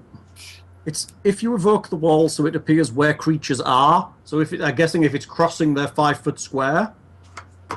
So if we put it... I don't like cutting 5 foot squares in half. Well, it appears in their square. It can appear on the edge or in the middle or wherever. It's appearing through their square because that's why the game works with squares. If it appears on their square, it's as if they've passed through it. If they're within 10 I guess that's a feet, good way of doing it, yeah. Yeah. Okay. If it's within 10 feet, it deals 2d4. Beyond that, but within 20, it deals 1d4. Okay. So the 2 wraiths that are in it are going to take 2d6 plus 10. So let's do that. 2d6 plus 10. 13. That's terrible. They don't seem very affected by it. No. Are they immune to fire? They're incorporeal. They take half damage. Of course, because it's physical stuffs. And the Pukwudgie and the other 2 will take 2d6. Well, the Pukwudgie is 15 feet away. Isn't it? Feet? I thought he was making the thing this horizontally. He's putting it right against the door, is he not? Well, it's in... Yeah, I assumed it's in the... Yes. Oh, okay, you're counting the 5 foot square that's... Yes. Okay, I see what you're saying. See, I wouldn't have done. I'd have just made it in that 5 foot line and then counted 1, 2 away from it. Otherwise, we're getting into like parts of 5 It says foot it's a sheet of flame. It doesn't say it's very thick at all. Yeah, but if we're counting parts of 5 foot squares, then... No. Again, we're just counting the line. That line of the wall is where the fire is basically. Okay, fair enough. So it's 15 foot. So the Pukwudgie takes... Okay, the 1 wraith takes 2d4. 2d4. 8. Good roll. The Pukwudgie and the other wraith takes 3. Pukwudgie. 1 wraith takes very little at all. G. Plus, Plus, if that's a library, it's getting terribly warm in there. well, basically, you just burn most of the books in here. Good. I'm sure there That'll was make lots of. sorting out the magic ones. I'm sure there was lots of important stuff in here that we wanted. Dark Rider's diary with all his vulnerabilities and weaknesses, you know. Okay, Gorham. I guess I will wail on the wraith in front of me as best I can with my falchion. Okay. You can make an attack. Attack 1, 39, crit threat if they are vulnerable to such, which they're not because they're undead. They are vulnerable. Oh. 31 to confirm. Yep. Attack 2. Come on, Gorham. 17. Can you see the other one? Can, but it would have cover. Ah, yes. Okay. So the 17 will not hit. Oh, wait, +2 for heroism if that's still up. Ah, yes, it's still up, so that will hit. Good work, Gorham. Kick its ass. So 33. Do I need to figure out what the acid is out of that, or? No. You can just tell me the total. Okay. And then that one will be because he's just gonna half it. 55. 55. So 27. And 32 on the second attack. That's enough. One of them disappears into vapor. Nice work, Gorham.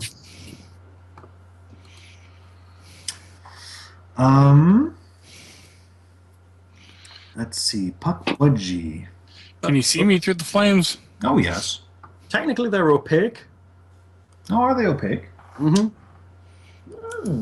They are. I can't see you. And you can't see him. So you should have done mischances on those. On the, Yeah. through Shut the your eyes. You're blind fighting. I do a blind fight, yeah. Okay, well, the first one, it's 50-50 mischance, because you have complete concealment. What does blind fighting do? He gets to roll twice if he fails. Oh, okay, I got you. So for the crit. No, you brought it up, so now we have to go back in this one. I just read it on Wall of Fire that it's actually an opaque sheet of flame. Okay, so roll the first hit again? Or what? Or do I? No, you just roll the mischance. Oh, yeah, D100, Percentile. right?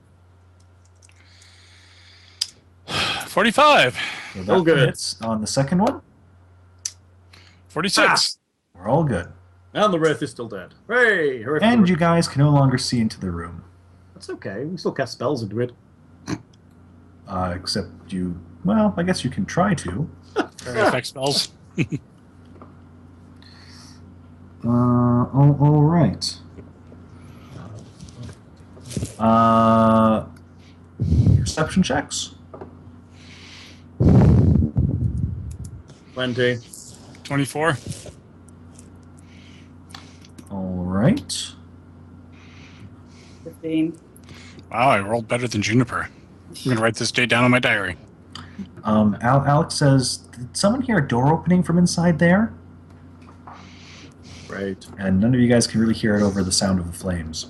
So they're going to go and come out through another door or something. Like that one to the south, you mean? Yeah. Not the south, the west. The one in front of Domir. Both doors in the room were to the south. Oh yeah, they could go the other way, couldn't they?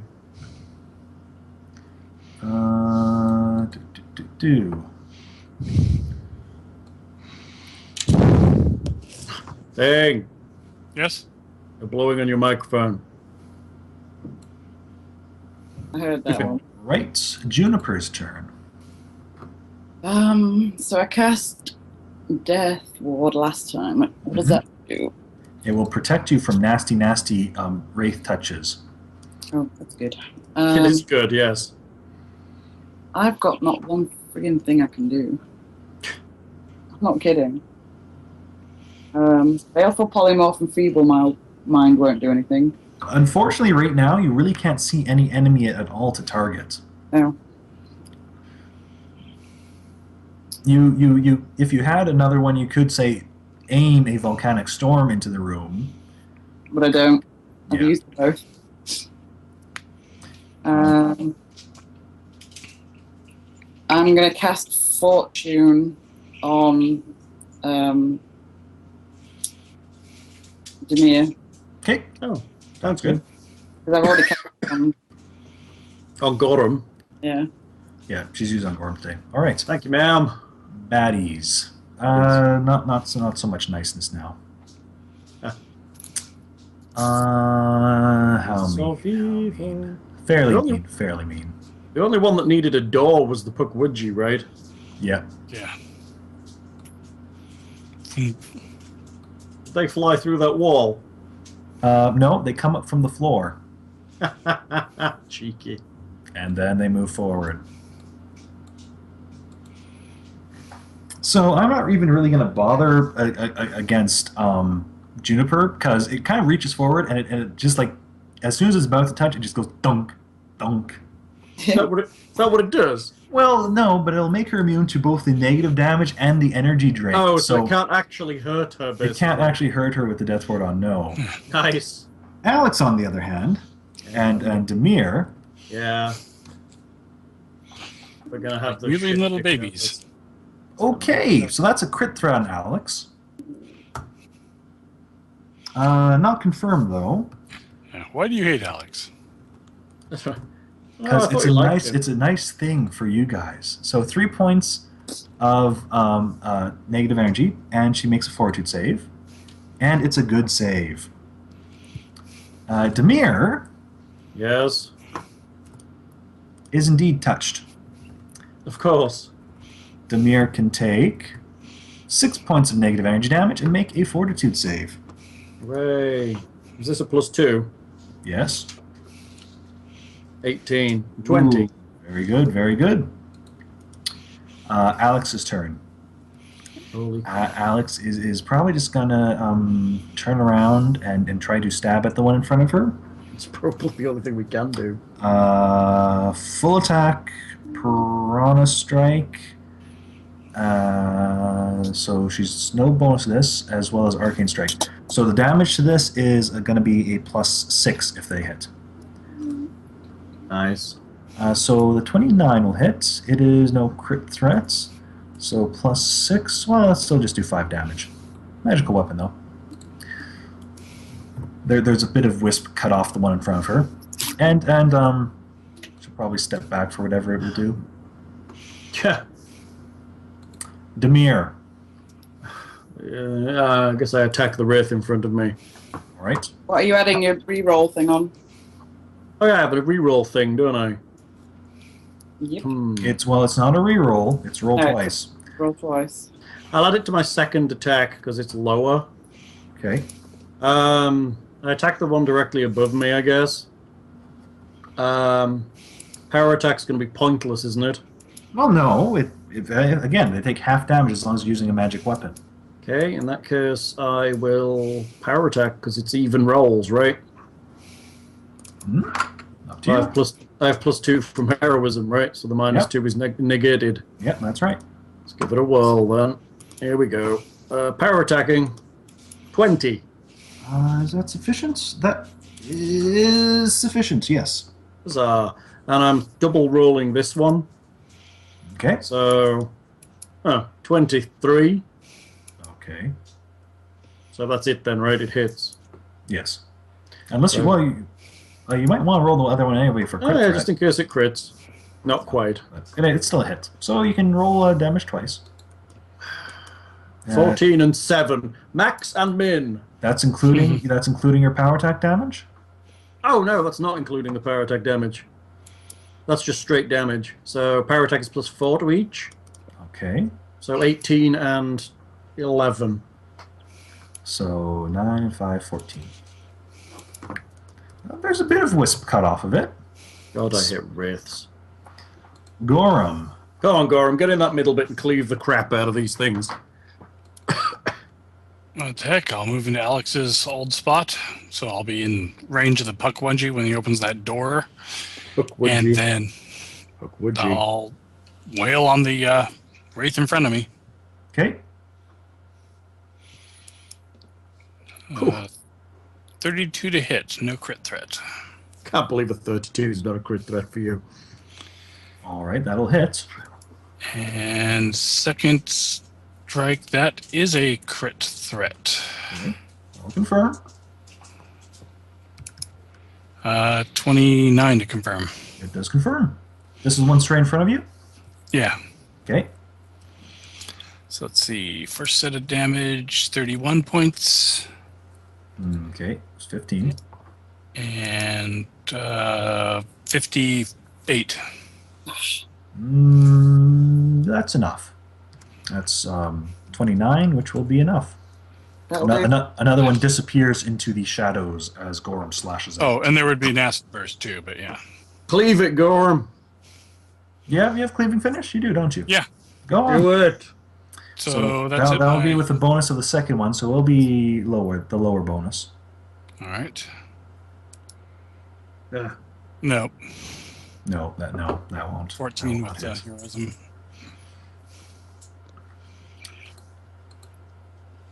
Juniper.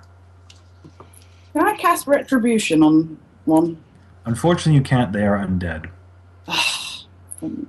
Basically, your hexes aren't great against the undead. Well, We're in the wrong spot. I'll tackle to keep the fortune one going on. Okay, Thanks. that's good. Demir, and I might cast fortune on Alex because I'm kind of out of Okay, that's a safe thing to do. to do. So That's a safe thing to do. Okay, I'll stand back and buff from afar. you're immune yourself, so it's not bad to buff the others in case the worst happens. Yeah. She sat there blocking them. So baddies. So I think they'll probably move in front of Gorham now, and we'll have a touch on Demir and a touch on Gorham. Bad touch. It's a bad touch indeed. On Gorham, a 13. Is that sufficient touch? This is just regular touch. Well, It's yeah. incorporeal touch. So I think that's going to hit. Okay. For Demir, an 8 will miss. Woo! So Gorham needs to make me a fortitude save? Yeah. Heroism doesn't help my touch AC, right? No, it doesn't. Okay. And that's 2 points of damage. Gorham's fortitude save is mighty. 31 with and I don't get DR on this No. touch deck, right? No, you don't. Alex. Does Alex really want to try approaching them at all? Probably Remember- not. Got to call her what she's doing her double roll on. Let's see here. She can do it on her acrobatics check to roll to the other side. 5, 10, 15, 20. She can do it on ability check. She can do an acrobatics check. So she's there for now. She's kind of moved around, and she's gonna try to acrobat to. Flank. Well, actually, no. She'll still be flanking with Demir right there, and that'll just be feet that she doesn't have to move.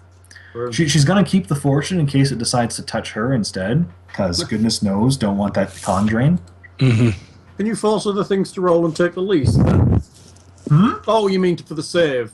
Yes, Yeah. she's gonna, because it's only once per round. Yes, I got you. So with that, she's getting another +2 to this, but she's still prone to striking.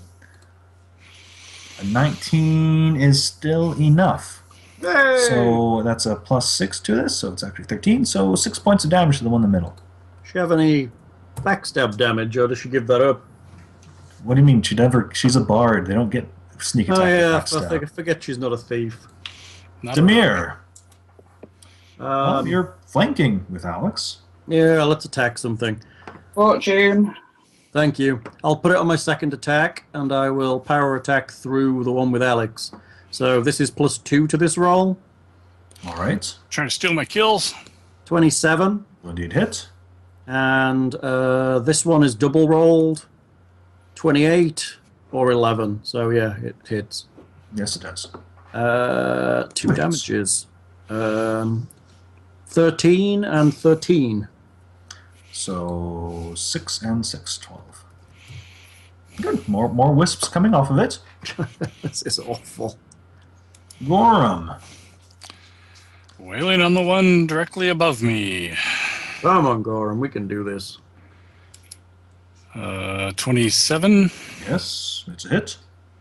And second attack, 20. Yes, it will hit. No crits, though. So 27 and 32. Oh, very good. Another one back to wherever they go when undead die. Cleave! Yes, and will this be at the first attack or second attack? It will be at the lower one. It did take your second attack to do so. Okay. I think so. It's with the attack you down the foe with, I believe. Mm-hmm. Sounds right. What is it? Cleaving finish? Yes. Yeah. 24. Yes, that will do it. And I wasn't doing too bad against these. I should have been evil from the start. Had them all surround you. 29 points. Actually, you make another melee attack using your highest base attack bonus. Oh, there you go. Well, it hits anyway. Yeah. So minus 14 on that one. That one's looking pretty wispy too. Juniper, anything you'd like to do? I heard rays are bad. Cackle some more. Okay. And Cackling on. I am a large person. Cackle on. It would take a full round to cast. Do you think the combat might be over by then? Okay. I will cast Fortune on myself. Hey, there you go. I'm kind of concerned that the Pukwudgie hasn't come through the door. He's probably getting... he's probably getting his buddies, right? Okay. So with that, let's see. I think it will go for Gorham, who's been kind of the meanest one, I think. Gorham's real mean. Yes, he is mean. He's just mean. That'll hit Gorham. Gorham, you can make me a fort save. Gorham. 34. You see, as much as you say I get good rolls, I don't think you guys have really rolled poorly on your saves at all. Oh, it's true. My force save I don't roll badly on, apparently. In any event, that'll be 6 points of damage at least. Alex will, she'll saunter around to flank it from there. And rapier, piranha strike, stuff. Ooh, that's not going to hit. 14 is not going to hit. Demir, though, flanking. Alright, power attacks again. Same old stuff as last time. +2 to this. 32. Mm-hmm. And this is my double roll. 23 or a 28. Yes, it will hit. So 14 and 11. 14. Yeah, we'll call it. We're whittling away. Yeah, we'll call that dead. Alrighty. Go. Yeah. That firewall disappeared about 3 rounds ago, by the way. That's important to mention, you know. Yeah. Sorry, it's concentration plus 1 round, and I'm guessing as I'm fighting, I'm not concentrating. Yeah, it's usual. So spin around to face the Pukwudgie. I'm guessing he left before my last turn, right? Mm-hmm. Well, he's been out of that room for a while. Otherwise, I'd be asking you for fire damage. Actually, Yeah. you should have took 1 round, right? Because he would have moved to the door. Is it not? Open. The damage is on your turn, though. Correct. So But opening a door is a move action, right?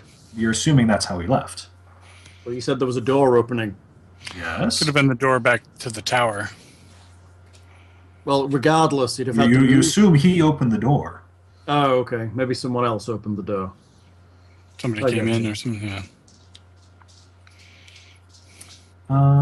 Yes. So we're calling it there. I'm assuming there's also probably plans to retreat at this point, maybe. Maybe. I'm just thinking. I don't know. How up to you guys. You can decide next session if you're retreating or not. Yeah. Where can we retreat to? We have no. Well, we can try and go safe back list. to the man here, but we've been told that has bad effects.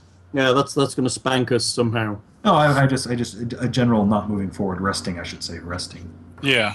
But Try and find somewhere to rest would be nice. in any events, let's I do can some. send it through the wall of the carriage. The problem is things they can walk through walls. So. Yeah.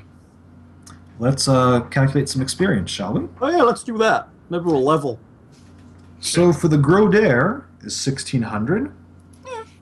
The shocking pool trap, which was disarmed before it was flooded, was 6,400. The Dark Naga Silazny is 4,800. The shocking door trap is another 4,800. Wow. The 2 hydrodamons are 9,600 together. Wow. For turning in a dead Silazny is 2,400. Woo. For getting Augustil his much-needed medication component is 9,600. Nice. We need all the side quests. For talking and gathering information peacefully with the Callborn is 4,800. Could we have attacked them? Seriously. Oh yeah, you could have attacked them. It's up to your characters. That's so funny. 2 Rotgrub Swarms will be 6,400. Keep it coming. 2 Hungry Fogs, another 6,400. Wow. Mananangul, 3,200. I can't say it. And 4 Wraiths is 6,400. What about that cowboy? Oh, yes, sorry, I missed that because I had to put in a space here. That will be 9,600. Oh, nice. 76,000. Oh, that's good. That is 96,000. Yeah. So divided by 3, That's good. 25, 333. 25, 333. We need to do that again. That was a good one. Again, that was 2 sessions rolled in one there. It's Thing, what we on? Let's see, our previous total was 145. 114514 is what I have. I'm supposed to be getting extra for doing all my homework. That'll put us at 139,847. Oh, that's good. We're in striking distance of the next level, I feel. 139,847. Yeah. I feel that's a decent session closer to the next level there. That's good. All right. I feel if we survive next session, which I guarantee you might be a long shot at this rate, because there's every weird ass undead in the book in here. I was gonna say it's a bit strange if you're gonna try and guarantee anything. In that, I'm gonna say, who knows what's behind those doors right now? Yeah. I mean, pale strangers Pukwudgies. I looked at that and I thought, that's a fucking Pukwudgie. Who put that in here? It's perfectly themed though, if you know their abilities. Weird undead is how it's themed. They get command undead at will, and their stuff their poison turns things to undead. So the writer, or just the keep itself, collects undead Well, from... you've been outright told that pretty much. Yeah. You've kind of been told that it pulls in strange undead and whatnot from different realms. So if we level before we face the big end, something that would get us out of this realm without going through the Cullborn might be... Why are you assuming they're going to do something nasty to you? Because they look like evil, nasty things, and the world is against Gorum. But they might be evil, nasty things of their word. No. Thing doesn't believe that those things exist. The world is against them, and that has about. They'll twist their world fashion. They will out and then mind wipe us and take things from us and show or just kill us. You're so funny. You're just very paranoid, aren't you? It's how I survive. It's how he survives. No.